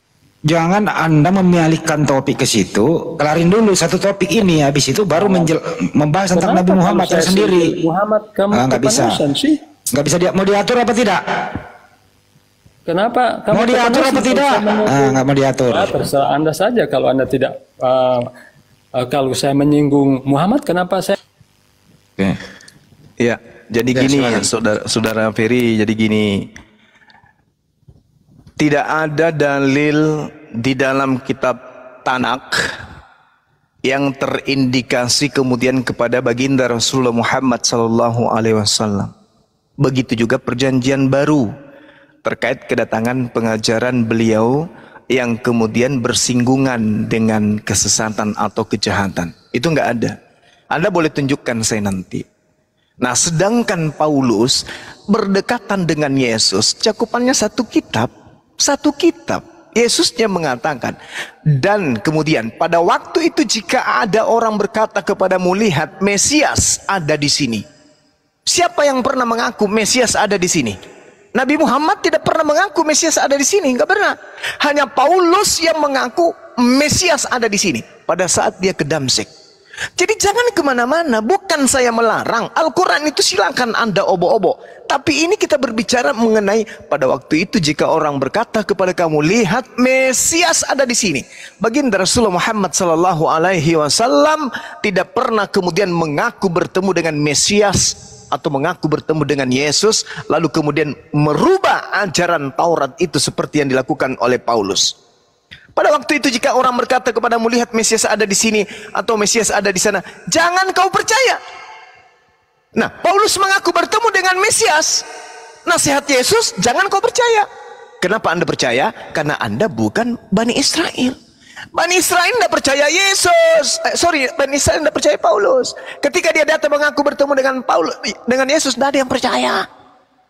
Anda yang percaya, kenapa? Karena Anda menerimanya bukan dari orang-orang Yahudi. Anda menerimanya dari orang-orang yang justru mengikuti keinginan daripada roh yang datang mengaku sebagai Yesus itu. Itu saudara Ferry. Jadi fokus kepada Matius 24 nomor 23, 24, 25, 26 dan 27. Endingnya itu ada 27. Saya kira begitu Bang Handi. Sementara saya pamit 5 menit. Silakan diambil alun untuk sementara. Silakan. Oke. Justru Nabi palsu yaitu mengajarkan bahwa Yesus tidak pernah disalib, tidak pernah mati, bangkit, naik ke surga. Justru itulah ajaran Nabi palsu. Ya. Karena Paulus itu mengajarkan apa yang telah diajarkan oleh Yesus. Tidak ada hal yang bertentangan yang diajarkan oleh Paulus. Justru Muhammad mengajarkan tidak diajarkan oleh para nabi. Contoh, cium batu hitam bisa menghapus dosa, bunuh cicak dapat pahala. Itu bukanlah ajaran para nabi. Justru itu syirik. Mulai ngeles lagi pindah topi. Ini nggak ada masalah penghapusan dosa kita bahas, Ferry. Ada masalah, ada hubungannya, brother. Nggak ada. Coba kamu tunjukkan di mana. Coba kamu bisa kita membahas Nabi Muhammad kok. Nggak gampang. Jadi ini topik dua yang berbeda. Saya bahas Muhammad. Sekarang kalau saya bicara, Anda diam dulu. Saya moderator loh. Ya, kalau mau membahas Nabi Muhammad itu khusus, jangan dicampur-campur gitu loh. Nggak takut kita dibahas itu, nggak ada masalah. Kita lihat buahnya pengajarannya. Pengajaran buahnya Nabi Muhammad itu Indonesia merdeka loh. Mengusir yang membawa Bible loh. Mengusir yang menuhankan Yesus loh. Buahnya loh jelas kita nikmati kemerdekaan. Gimana kamu ini? Apa sebentar, apa coba lihat apa kontribusi Bible dalam memperjuangkan kemerdekaan, mengisi kemerdekaan? Nggak ada. Justru ajaran Nabi Muhammad itu kontribusinya sangat jelas memperjuangkan kemerdekaan. Ajaran gitu ya? Alkitab menghormati pemerintah, bayar pajak, bro. Itu ajaran. Itu doang. Mana ajaran Muhammad menghormati pemerintah? Ada tidak? Justru ajaran Nabi Muhammad dijadikan dasar negara, coy. Coba tunjukkan mana perintah Muhammad dengan rahmat Allah yang Maha Kuasa itu pembukaan itu gimana itu, Fer? Itu ada nggak nama Yesus? Coba tunjukkan. Gantian bicara. Coba tunjukkan kontribusi. Kamu kok saya ngomong? Mampus lo dibawa dulu. Orang lagi ngomong dia ngomong juga. Nah, saya ngomong dulu baru lo naik. Coba tunjukkan kontribusi Bible dalam memperjuangkan kemerdekaan. Lo naik. Saya naikkan lagi ya. kontribusi Bible memperjuangkan kemerdekaan, kabur kan? Ada Kristen yang mau maju? Nggak bisa, nggak maju. Kalau mau membahas Nabi Muhammad SAW, bisa nggak dilarang, sering kok gitu loh. Tapi jangan Anda terdesak membuktikan Yesus itu yang datang ke Paulus, Anda melebarkan sayap. Jadi diskusi itu step by step, poin per poin. Inilah ciri-ciri orang Kristen. Kalau diskusi mentok tidak bisa apa-apa, pindah topik dia. Itulah gunanya ada moderator. Kalau kita memang poinnya tadi membahas buah daripada pengajaran Nabi Muhammad SAW, kita bisa bahas itu aja. Tapi ini buah yang diajarkan Paulus setelah dia mendengarkan suara itu yang kita mau bahas.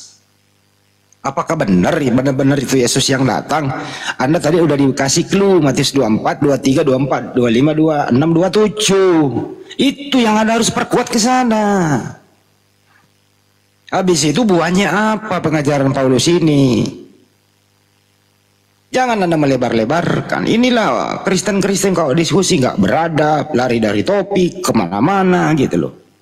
Yang penting ngomong, malu loh kau itu, malu bener. Jangan memalukan kalau diskusi.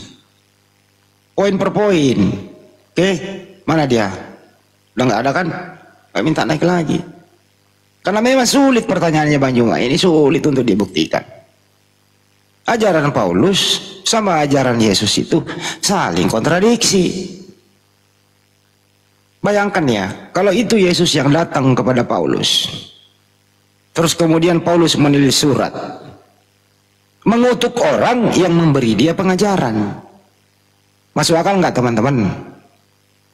Yesus datang menemui dia di padang gurun yang sedang dibutakan matanya. Yesus membisiki, Paulus, kamu nanti menulis surat, katakan kepada orang-orang Romawi atau seluruh dunia, khusus kepada Roma, khusus kepada Galatia, tulislah surat, saya itu mati terkutuk menebus kutuk hukum Taurat. Kemudian habis itu tulis lagi surat, matikan saya 3 hari secara terkutuk, kubur saya 3 hari secara terkutuk, kemudian hidupkan saya kembali, jadikan saya Tuhan. Tulis begitu ya Paulus ya. Apa itu yang dibisikin?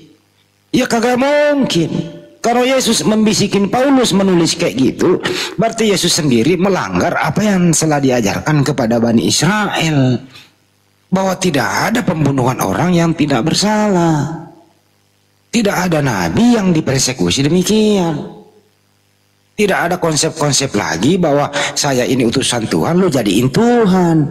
Bukankah Yesus mengajar hanya satu Tuhan kepada Bani Israel? Artinya apa? Pengajaran Paulus dengan pengajaran Yesus kontradiksi. Jadi bukan Yesus yang datang. Kalau Yesus yang datang mestinya sinkron. Kalau begitu saya sebagai Paulus menulis surat, hai jemaatku di Roma, Yesus itu sebagaimana dia waktu mengajar, Ulangan 64 saya kutip, dia itu mengajarkan satu Tuhan. Yesus itu adalah utusan Tuhan. Yesus itu adalah orang yang mulia. Yesus itu adalah orang yang soleh. Yesus itu tidak punya dosa, jadi tidak layak disalib. Yang disalib adalah orang-orang pengkhianat, pemakan suap. Mestinya tulisannya begitu.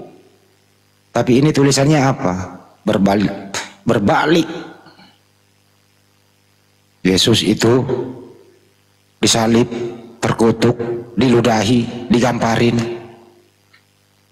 Ya nggak mungkin lah Yesus ngajarin, bisikin kayak gitu. Lu tulis, saya itu mati terkutuk loh nanti. Lu tulis, saya nanti digamparin loh. Tulis loh, saya nanti diludahi loh. Tulis lagi ya setelah saya nggak ada ya. Ya ini suara saya dari surga nih, dengerin nih. Nah, kagak mungkin lah nulis kayak begitu. Yang namanya pengajaran dari orang tua itu mengajarkan kepada anaknya sinkron. Bagaimana guru di sekolah ngajarin murid sinkron. Gitu loh, ini enggak dapat guru, suara bisikan. Tapi suara guru ini kita ikuti jejaknya gurunya kok bertentangan dengan pengajaran muridnya. Ini kan namanya Pak, pantas dipertanyakan. Apa benar ini Yesus? Itu yang mau dibahas. Nah, kalau ini dibahas memang bunuh diri lah ini orang-orang yang kayak gini. Salah satu cara ngelesnya adalah apa? Ya ngeles membahas, memindahkan topik. Di sini kajian akademik, kajian orang-orang yang mempunyai kapasitas IQ di atas rata-rata lah kalau boleh. Jangan sudah mentok, Anda pindahkan topik. Ya kalau mau membahas tentang topik Nabi Muhammad SAW cukup di situ aja, tapi ini formatnya bukan di situ. Nes kalau mau pertemuan ini dulu membahas itu khusus, berikutnya kita membahas buah-buah pengajaran Nabi Muhammad dan seterusnya. Itu kira-kira dari saya teman-teman, ya gambaran tampilan orang-orang yang kayak begini memang sulit untuk diatur. Menjadi benalu di republik ini. Tidak ada sumbangsinya mereka hidup di republik ini. Kami pembayar pajak, nenekmu kiper. Itu aja lu bayar karena terpaksa. Coba kalau Belanda yang berkuasa yang membawa Biblemu, kau perlakukan apa umat Islam di Indonesia ini coba? Kau perlakukan apa kami? Kalau seandainya ya Belanda itu meninggalkan agama ini dengan teratur, dengan sempurna, coba dibalik kira-kira apa yang terjadi? Lu lihat aja di luar negeri yang mayoritas agama Islam, moral terjaga nggak? Kagak. Pakaian terjaga nggak? Kagak. Jeruk makan jeruk, oke. Party, oke. Semua oke. Untung Indonesia mayoritas Islamnya menjaga, menyaring ini semua. Nah ini yang kau pertahankan, kami pembayar pajak. Itu aja kontribusimu. Selain itu apa kontribusi Bible dalam mengisi kemerdekaan? Apa yang bisa diambil? Kasihilah musuhmu. Apa yang mau dipakai kasih musuhmu? Kalau diskusi yang benar dong. Itu dari saya host, naikin lagi kalau dia mau naik. Lebih baik diturunkan daripada nyeleneh kayak begitu.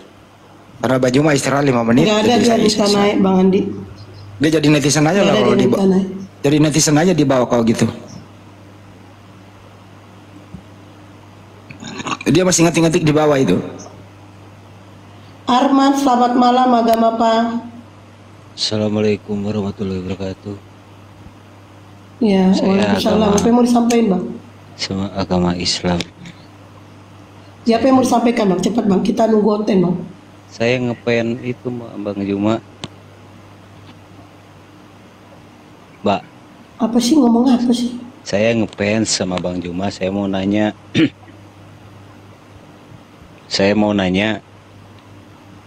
Ya tanya aja Bang, silakan. Oh ya. Bang Juma, kan dulu waktu itu saya pernah dengar ada pertanyaan yang seperti ini. Allah itu turun ke dunia. Maksudnya itu turun ke dunia itu gimana gitu maksudnya.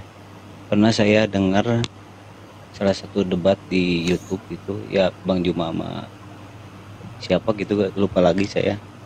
Tolong itu jelasin Bang. Saya juga bingung gitu. Gimana tuh Allah turun ke bumi itu gimana gitu. Apakah Allahnya turun atau gimana gitu. Ngerti gak maksud pertanyaan saya Bang? Ngerti Pak. Iya, ya udah segitu aja. Itu namanya pertanyaan membuat statement salah. Oh. Ya.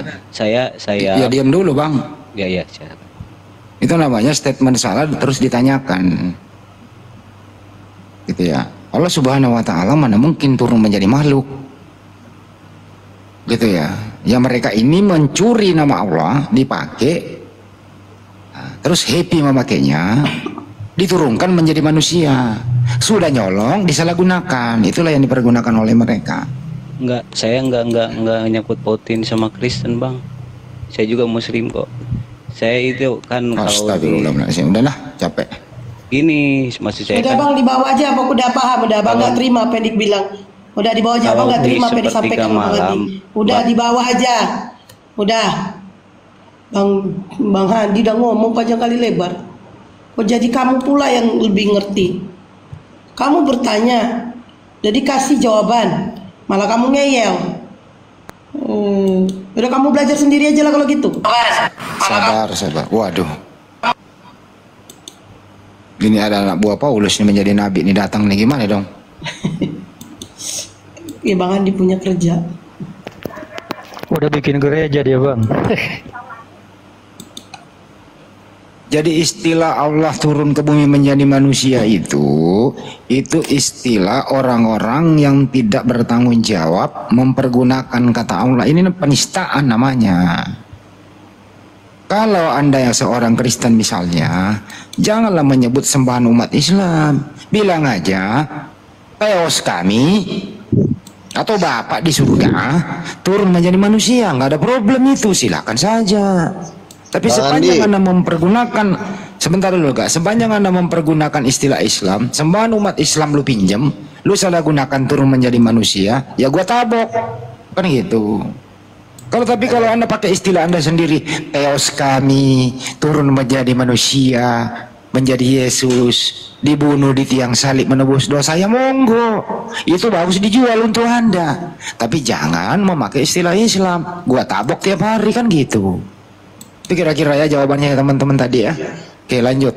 Demen nabok ya, sadis, ngeri. Tabok lah Raga, kalau udah sering ngasih tahu baik-baik, ngasihnya ya ditabok. Kalau boleh gue tanya, kalau boleh gue tanya, kalian misalnya lebih kan di antara Kristen ini kan berbagai macam jenis ya, ada oneness, ada Tritunggal para nabi, grup. Seandainya kalau disuruh kali berdebat dengan siapa? Dengan grupnya gua atau grupnya oneness atau grup Tritunggal? Disuruh apa? Debat. Atau di mata kalian oneness itu suatu musuh oneness itu suatu musuh yang perlu dihancurkan nggak? Disuruh ngapain Bang Uga? Oh, kalau disuruh memilih debat apa seperti apa sih Kak? Coba, kau nggak jelas suaramu.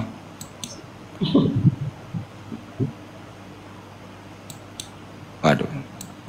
Woi, jaringan. Sebenarnya sih jangan suruh kami memilih kan dong. Kristen ini kan terdiri dari oneness. Ya maksudnya kan, tapi kan secara jumlah kan lebih banyak Tritunggal kan. Seandainya kalian disuruh pilih berdebat, kalian akan bersusah-susah payah berdebat melawan Tritunggal atau oneness? Nggak ada. Ketiga-tiganya semuanya enjoy diajak debat sepanjang dia pandai bahasa Indonesia. Sama aja sih. Mereka semuanya menuangkan anak orang kok. Kalau konsep ketuhanan ya. Ya, sama aja menuangkan manusia kan. Sama aja, nggak ada masalah mau siapa aja. Yang penting pandai berbahasa Indonesia. Cuma kalau Tritunggal itu harus dididik dulu, pandai matematika dulu. Basicnya aja dulu. Kalau Tritunggal itu diajari dulu matematika, pelajaran kelas PAUD. Kalau oneness itu nggak perlu matematika, tinggal diolah dikit. Sebenarnya yang kau sembah siapa? Itu aja sih, sederhana gak? Nggak perlu nggak sulit kalau saya mah. Gitu ya. Itu jawaban sederhananya Kak. Iya. Nah terus permasalahannya sekarang apa nih? Malam ini temanya apa? Permasalahannya adalah yang datang ke Paulus di padang gurun itu apa benar Yesus? Jangan-jangan bukan Yesus, jangan-jangan roh jahat yang membisiki Paulus sehingga Paulus menulis surat begitu banyak bertentangan dengan ajaran Yesus. Itu topiknya Kak, silakan. Jawab. Pertama, tidak mungkin setan bisa bersinar-sinar dalam posisi jam 12 siang. Ya, setan itu dia nggak bisa lihat matahari. Setan itu dia berada dalam kegelapan karena dia itu takut terang. Gitu. Jadi tidak pernah ada setan di langit bersinar, itu nggak mungkin, mustahil. Karena Lucifer sendiri itu sudah dibuang dari surga, dari tempat yang terang ke tempat kegelapan yang paling gelap. Jadi makanya setan itu nggak akan pernah tampil di siang hari menampakkan dirinya, pasti selalu di malam hari. Nah kalau Paulus kan itu kan sekitar jam 12 seperti matahari. Nah terus sinarnya Lucifer itu tidak bisa seterang itu. Lucifer bersinar tapi dia tuh remang-remang. walaupun dia punya cahaya. Terus yang kedua, sinar itu membuat Paulus menjadi buta 3 hari. Wah, kalau sudah buta 3 hari repot lah, itu udah nggak mungkin Lucifer. Dan yang menyembuhkan juga adalah muridnya Yesus Kristus yang bernama Ananias. Tuhan ngomong ke Ananias kan, Tuhan Yesus. Ananias, ada seorang yang bernama Saulus yang akan datang mengunjungi kamu. Wah, itu kan penjahat itu Tuhan. Kenapa harus dia datang? Ya, tumpangkan tanganmu dan ya, artinya Paulus enggak. Tapi Yesus pernah berkata di Matius 24, 23 sampai ke bawah. Pada waktu itu jika ada orang berkata kepadamu, lihat Mesias di sini atau Mesias di sana, jangan kau percaya. Yesus yang ngomong loh. Jangan kau percaya bahwa ada yang melihat Mesias. Gimana itu? Nyambung ayatnya ke situ. Kan Yesus itu kan juga mengatakan, aku akan menyertai kamu sampai akhir zaman. Kalau menyertai artinya nemenin sampai kiamat. Jadi kalau dibilang ada Mesias di sana, itu dalam konteks Mesias itu adalah Mesias palsu. Nah, makanya kan Paulus kan mengatakan, aku buta selama 3 hari dan sembuh. Pertanyaannya, setan bisa bikin melekin mata orang buta nggak? Setan bisa butain mata orang nggak? Bisa. Setan nggak bisa. Oh, nggak bisa. Setan nggak bisa butain mata orang tanpa seizin Tuhan. Nah, di situ kan ada Ananias, hamba dari Yesus Kristus. Kan Yesus yang nyuruh Ananias supaya menjadi saksi nanti. Yesus pernah berkata, aku datang itu bersama fisik saya. Kok Yesus bohong lagi, dia datang cuman cahaya doang, kok nggak ada fisiknya kelihatan? Gimana itu? Begini loh, artinya lo nggak bisa atur-atur Yesus mau datang seperti apa. Tidak ada undang-undangnya Yesus orang dia sendiri, bukan saya yang ngatur, enggak, bukan saya yang ngatur, dia sendiri yang ngomong kayak gitu. Iya, itu kan tafsiran lo. Tafsiran ini kan kok gimana sih tafsiran? Iya, lah buktinya Paulus bisa dia diterima oleh 12 rasul dan dia juga melakukan mujizat-mujizat. Dia nyanyi terjadi gempa bumi loh waktu dia di penjara. Bisa nggak lo nyanyi terjadi gempa bumi? Yang ada lo nanti nyanyi lagu dangdut siapa tuh Elvi Sukaisi, yang ada bukan gempa bumi yang terjadi.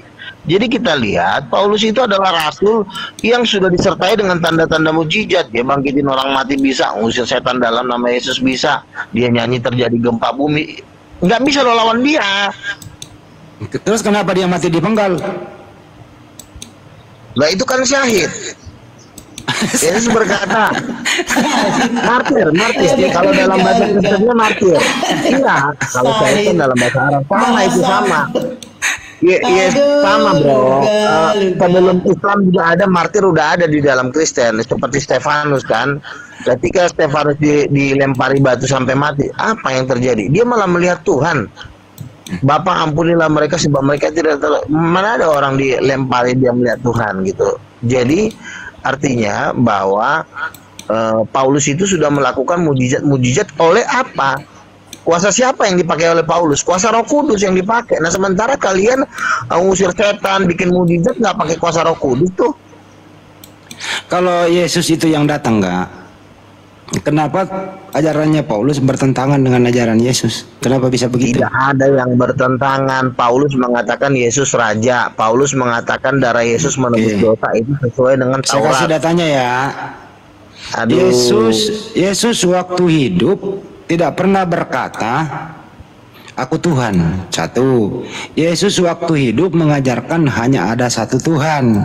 Yesus waktu hidup tidak pernah berkata nanti aku mati terkutuk jadi tumbal menebus dosa manusia di tiang salib.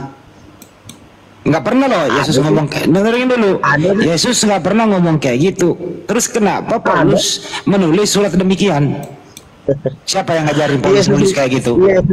Gini loh, Yesus itu ketika hidupnya dia itu mengaku anak tunggal Allah. Anak tunggal Allah ini bukan nabi. Anak tunggal Allah itu adalah anak tunggal korban anak tunggal Theos. Ya terserah lah, mau anak tunggal Bapa, anak tunggal Elohim. itu anak tunggal Elohim atau anak tunggal Theos, itu kapasitasnya itu Tuhan. Contoh, Yesus itu menerima segala kuasa di bumi dan di surga. Itu yang bisa menerima itu bukan nabi. Nabi jangankan separoh, seuprit aja kuasa Tuhan, nabi bisa stres. Ntar dulu gak, lu jawab Ini dulu. mau segala kuasa lagi. Siapa yang membisiki Paulus menulis surat mengutuk Yesus di tiang salib? Siapa yang membisiki dia? Dia tidak mengutuk Yesus. Dia cuma bilang orang yang tergantung di kayu salib adalah kutuk. Nah, Yesus itu terkutuk karena dosa-dosa Ya, kita. itu terkutuk. Iya, Paulus mengatakan Yesus terkutuk disebabkan oleh dosa seluruh dunia. Iya, siapa yang membisiki Paulus menulis surat mengutuk Yesus? Siapa? Bukan mengutuk Yesus, Roh Kudus. Dia mengutuk kok. Dia menulis surat Yesus terkutuk. Paulus saja mengatakan bahwa Yesus itu akan datang sebagai raja segala raja kok di 1 Korintus 15 ayat 25. Enggak gini loh. Jangan kita baca satu-satu ayat. Jadi jatuhnya tukang tipu jadinya. Enggak. Ini datanya di Galatia 3 nomor 13. Kristus telah, dengerin ya. Kristus, ini tulisan Paulus loh. Ini makanya saya tanya, ini yang bisikin Paulus siapa sih? Yesus apa bukan nih? Roh Yesus apa roh jahat nih? Dia menulis surat. Kalau saya ini tulisan jahat ini. Mengutuk anak kesayangan Maria nih. Kata-katanya begini. Kristus telah menebus kita dari kutuk hukum Taurat dengan menjadi kutuk karena kita, sebab ada tertulis, terkutuklah orang yang digantung di tiang salib. Jadi menurut Paulus, Yesus itu terkutuk di tiang salib. Pertanyaannya, roh jahat manakah atau roh apakah yang membisiki Paulus mengutuk Yesus, gitu loh maksudnya. Artinya tuh bukan begitu, bro. Paulus itu mengajarkan Yesus itu menjadi kutuk karena menanggung kutuk dunia, bukan karena dia terkutuk. Dia dikutuk alasannya apa? Apakah ada yang dia curi? Apakah ada yang dia bunuh? Kan Yesus kan selama hidupnya kan satu, membangkitkan orang mati, mencelikkan mata orang buta, ngasih orang makan. Terus ngapain dia dikutuk? Nah, kalau itu Paulus yang ngutuk, kan Paulus yang ngutuk, bukan gua. Makanya lu denger dulu biar lu ngerti. Lu jangan arti-artikan Alkitab itu seenaknya lu. Lo tertulis begitu nggak ditambah nggak dikurangi kok. Iya, makanya lu dengar biar gue jelasin maksud Paulus itu, karena Paulus juga mengatakan bahwa Allah telah mengaruniakan kepadanya nama di atas segala nama supaya di dalam nama Yesus setan-setan diusir. Filipi 2 ayat 10. Jadi kita nggak bisa baca-baca sepotong-sepotong tiba-tiba kita udah jualan di luar sana. Alkitab itu harus dimengerti secara keseluruhan baru dikhotbahkan. Jangan baca satu sepelintir udah khotbah, nanti takutnya lu masuk neraka. Terus yang terkutuk di tiang salib siapa? Yesus itu terkutuk di tiang salib menebus dosa dunia. Ya itu udah ngomong. Kamu udah ngomong tuh. Iya, kamu udah ngomong tuh Yesus terkutuk. Setelah 3 hari dia selesai menyelesaikan penebusan, dia bangkit naik ke surga, duduk di sebelah kanan Bapa sebagai raja, bukan sebagai nabi. Kamu udah akui sendiri. Pertanyaan pertama tadi. Ntar dulu. Gantian ya. Jadi mau dia sehari terkutuk, mau dia semenit terkutuk, mau dia 3 hari terkutuk, kau udah akui bahwa Paulus lah yang menulis surat Yesus terkutuk. Kau udah akui loh barusan. Ya terkutuk gara-gara apa? Untuk menebus. Ya, bukan karena dia maling. Ya mau dia gara-gara apa yang jelas? Paulus menulis surat Yesus terkutuk di tiang salib. Itu kan poinnya. Bisa kita mencomot begini loh. Lu nggak bisa mencomot Alkitab pada satu ayat tiba-tiba lu udah jualan di luar sana. Nggak bisa begitu. Ya kalau udah ngomong tadi Yesus terkutuk. Kau sendiri loh yang ngomong. Nah, coba saya ulang. Yesus siapa yang terkutuk di tiang salib? Yesus. Ya udah Yesus terkutuk, siapa yang nulis? Untuk apa dia terkutuk? Sekarang coba lo jawab, untuk apa? Paulus untuk apa? Ya untuk apa? Coba jawab aja, untuk apa? Nah, itu kagak tahu gimana sih? Tapi lo ngajarin orang, lo aja nggak ngerti. Ya saya bisa jawab, tapi kau jawab dulu untuk apa? Iya, makanya kalau Alkitab itu kita baca keseluruhan. Paulus mengatakan Yesus untuk mati, untuk menebus dosa dunia, untuk mengampuni dosa. Salah. Dia terkutuk. Salah lu, nggak pakai data lu.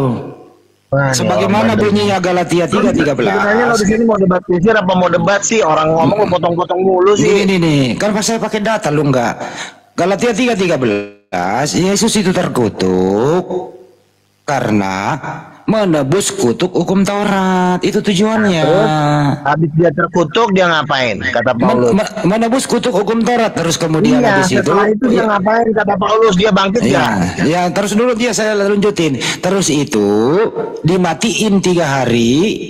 Oke. Dimatiin 3 hari. Kemudian dibangkitkan menjadi Tuhan.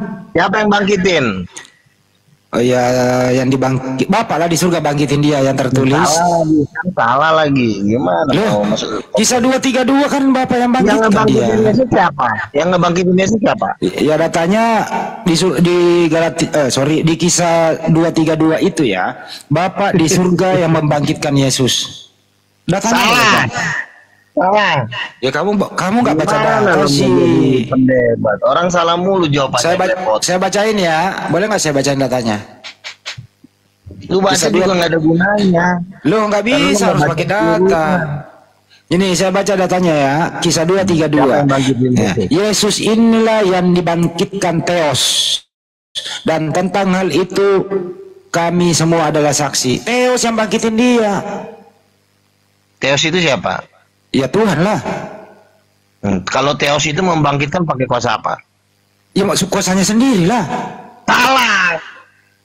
Loh, terus apa? Dia pinjam kuasa orang lain. Salah. Terus kuasa siapa? Masa lo mau dirin kerajaan 4 kali salah jawabannya? Ya terus kuasa siapa? Kuasa sendiri lah, masa dia pinjam kuasa Roh Kudus. Aduh. Enggak ada Roh Kudus di sini, Kak.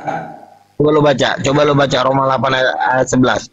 Jika roh yang membangkitkan dia, roh yang sama juga akan membangkitkan tubuhmu. Yang ngebangkitin Yesus itu Roh Kudus, bukan Bapa. Aduh. Berarti Kisah 2:32 salah dong. Kisah 3 ayat 2 itu Kisah 2:32.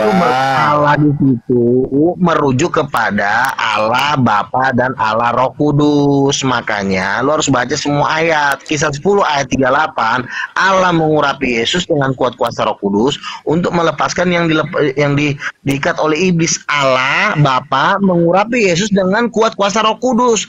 Jangan lo bikin Roh Kudus pengangguran. Dia turun dari surga bukan buat nganggur di bumi.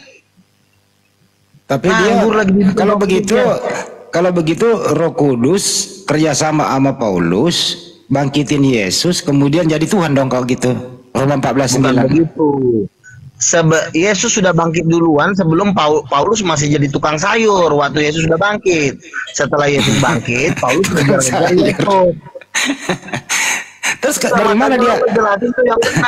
Ntar dulu Kak, dari mana dia dapat ilmu menulis surat kayak gitu? Ya setelah dia dibutakan oleh Yesus, disembuhkan oleh Yesus, dia udah sadar, baru kata Yesus, aku akan memakai orang ini untuk bangsa-bangsa. Maka Roh Kudus mengurapi Yesus, dan itu pun harus disahkan oleh 3 rasul-rasul besar, seperti Petrus, Yakobus, Yohanes di Galatia 1. Mereka berjabat tangan, karena kan perlu dicek dulu, dipelonco dulu, benar nggak nih orang mau jadi murid Tuhan. Gini aja deh, kalau lulus sensor. Enggak, gini aja deh, nggak usah debat, gini aja. Siapa Bapa? Siapa Yesus? Siapa Roh Kudus? Siapa Bunda Maria? Coba lo jelasin. Nah, jadi ketika Yesus membuat mujizat, maka dia meminta kuasa Bapaknya. Ya, kuasa Bapaknya ini bukan berarti kuasa itu berasal dari Bapa. Kalau dibilang kuasanya Bapa, itu kuasa yang berasal dari satu pribadi yang lain yang namanya Roh Kudus. Karena kuasa itu sumbernya dari Roh Kudus, bukan dari Bapa. Walaupun disebut kuasa Bapa karena Bapa dengan Roh Kudus itu satu. Kalau bahas yang lebih ekstrem, Roh Kudus itu istrinya. Makanya kalau dibilang kuasa Bapa itu merujuk ke kuasa berasal dari Roh Kudus. Apa tadi istrinya? Siapa istri? Roh Kudus. Suami siapa? Allah Bapa. Yesus anaknya. Oh, berarti Bunda Maria ini ibarat kata Roh Kudus dong. Bukan, Bunda Maria cuma ciptaan biasa. Makanya di abad pertama sampai abad ketiga, Yesus itu dalam teks aslinya itu tidak pernah memanggil Maria itu ibu, cuma memanggilnya itu woman. Makanya kan ada juga di dalam Alkitab mengatakan hai perempuan. Nah, Yesus nggak pernah manggil Maria itu mamanya, karena bukan mamanya. Jadi mamanya Yesus yang sebenarnya siapa? Roh Kudus. Makanya makanya kan ketika Yesus dibaptis, terdengarlah suara dari sorga, inilah anakku yang kukasihi. Maka apa yang terjadi selanjutnya? Terbukalah langit, maka turunlah Roh Kudus seperti burung merpati hingga di atas Yesus. Bukan, boleh nggak dikatakan ini Kak? Yesus itu mamanya itu mama dari sebagai manusia, tapi sebenarnya mamanya itu secara rohani adalah Roh Kudus. Boleh nggak kayak gitu? Betul. Makanya kan Yesus itu kan mengusir setan kan pakai kuasa Roh Kudus, bukan pakai kuasa Bapa. Walaupun dibilangnya itu dari Bapa, karena kan Bapa itu kan sumbangannya pemikiran, ajaran, aturan. Nah kalau Roh Kudus itu sumbangannya ke Yesus itu kuasa dan kehidupan. Jadi mereka ada saham-sahamnya. Sahamnya Bapa ada, sahamnya Roh Kudus ada di dalam diri Yesus. Pantesan Yesus nggak pernah menghormati ibunya ya, panggil ibu baik-baik, "Oi perempuan, woman" gitu ya. Orang itu ciptaannya gimana sih? Misalnya gua ketemu sama lo. Misalnya gua ketemu sama lo nih kan, pasti gua bilang, "Woi Nedi, apa kabar nih?" Loh, lu gua kok nggak ngormatin bapaknya ya? Masih Andi bukan bapak gue. Andi kan temen gue. Oh, jadi Yesus ini, Maria ini ciptaan Yesus. Iya.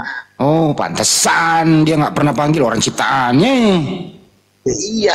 Iya, baru paham gue Kak. Yang membuat Maria itu ibunda Tuhan itu gereja Katolik. Makanya kata perempuan itu diganti jadi ibu sama gereja Katolik, karena Katolik ini kan demen banget mau jadiin Maria jadi Tuhan. Itu program mereka. Tapi Katolik itu baik. Itu mensucikan Maria loh, maknya Tuhan loh itu. Ya Maria bukan mamanya, orang ciptaannya kan kurang ajar. Orang ciptaannya dijadiin mamanya. Mamanya itu Roh Kudus. Oh, iya.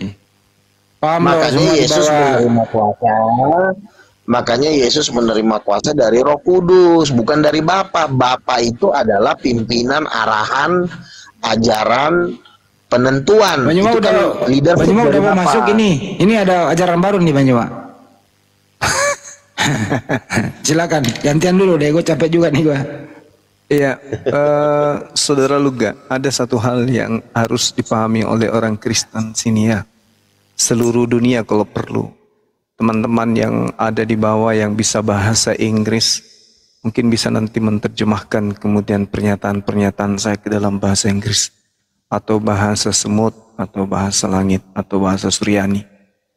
Di dalam kitabnya orang Yahudi itu, diterangkan kemudian bahwa pencipta alam semesta itu maha tinggi, maha suci, itu selalu bersanding. Kemahasucian Tuhan pencipta langit dan bumi, dan juga kemahatinggian pencipta langit dan bumi. Di dalam kitabnya orang Yahudi ada makhluk yang kemudian disebut Hillel atau Hailale bin Zakar. Itu menyebut dirinya sebagai malaikat yang pernah mau ingin menyamai ketinggian Tuhan. Tapi dia tidak pernah bercita-cita untuk menyamai kemahasucian Tuhan. Sehingga di dalam perjanjian baru itu kita tidak pernah menemukan adanya ungkapan maha suci kepada objek, baik itu Yesus atau apapun itu. Artinya bahwa di situ sudah terjadi penodaan. Kalau Hailale ini ingin menyamai kemudian ketinggian Tuhan, tapi dia tidak pernah bermimpi atau berniat untuk menyamai kemahasucian. Kenapa? Karena Hailale ini atau bintang timur atau Lucifer ini itu tidak pernah mengatakan dirinya atau mengklaim dirinya sebagai maha suci. Karena itu tidak bisa kemudian disifati oleh makhluk. Apalagi yang disebut iblis, tidak mungkin mengaku maha suci. Tapi kalau maha tinggi bisa jadi, Nah, Saudara Luka boleh tidak Saudara tunjukkan kepada saya dalam perjanjian baru Tuhan Anda atau sembahan Anda itu, baik itu yang Anda sebut sebagai roh atau yang Anda sebut Yesus, disebut sebagai maha suci. Pernah nggak Yesus ini disebut maha suci? Maha Kudus. Di mana itu? Di mana tertulis? Demikianlah firman semesta alam yang maha kudus, itu banyak di Yeremia, itu banyak itu ya. Iya, itu di perjanjian lama, oke. Saya paham. Yang saya maksud ini perjanjian baru. Setelah makhluk yang datang kepada Paulus ini kemudian mengaku sebagai Yesus, sejak itu pula tidak ada lagi istilah maha suci. Coba tunjukkan kepada saya. Kalau di perjanjian baru yang ada maha tinggi, oke. Maha suci ada nggak? Maha tinggi, maha besar. Maha suci nggak ada. Karena Alkitab itu lebih karena gini Bang, kudus itu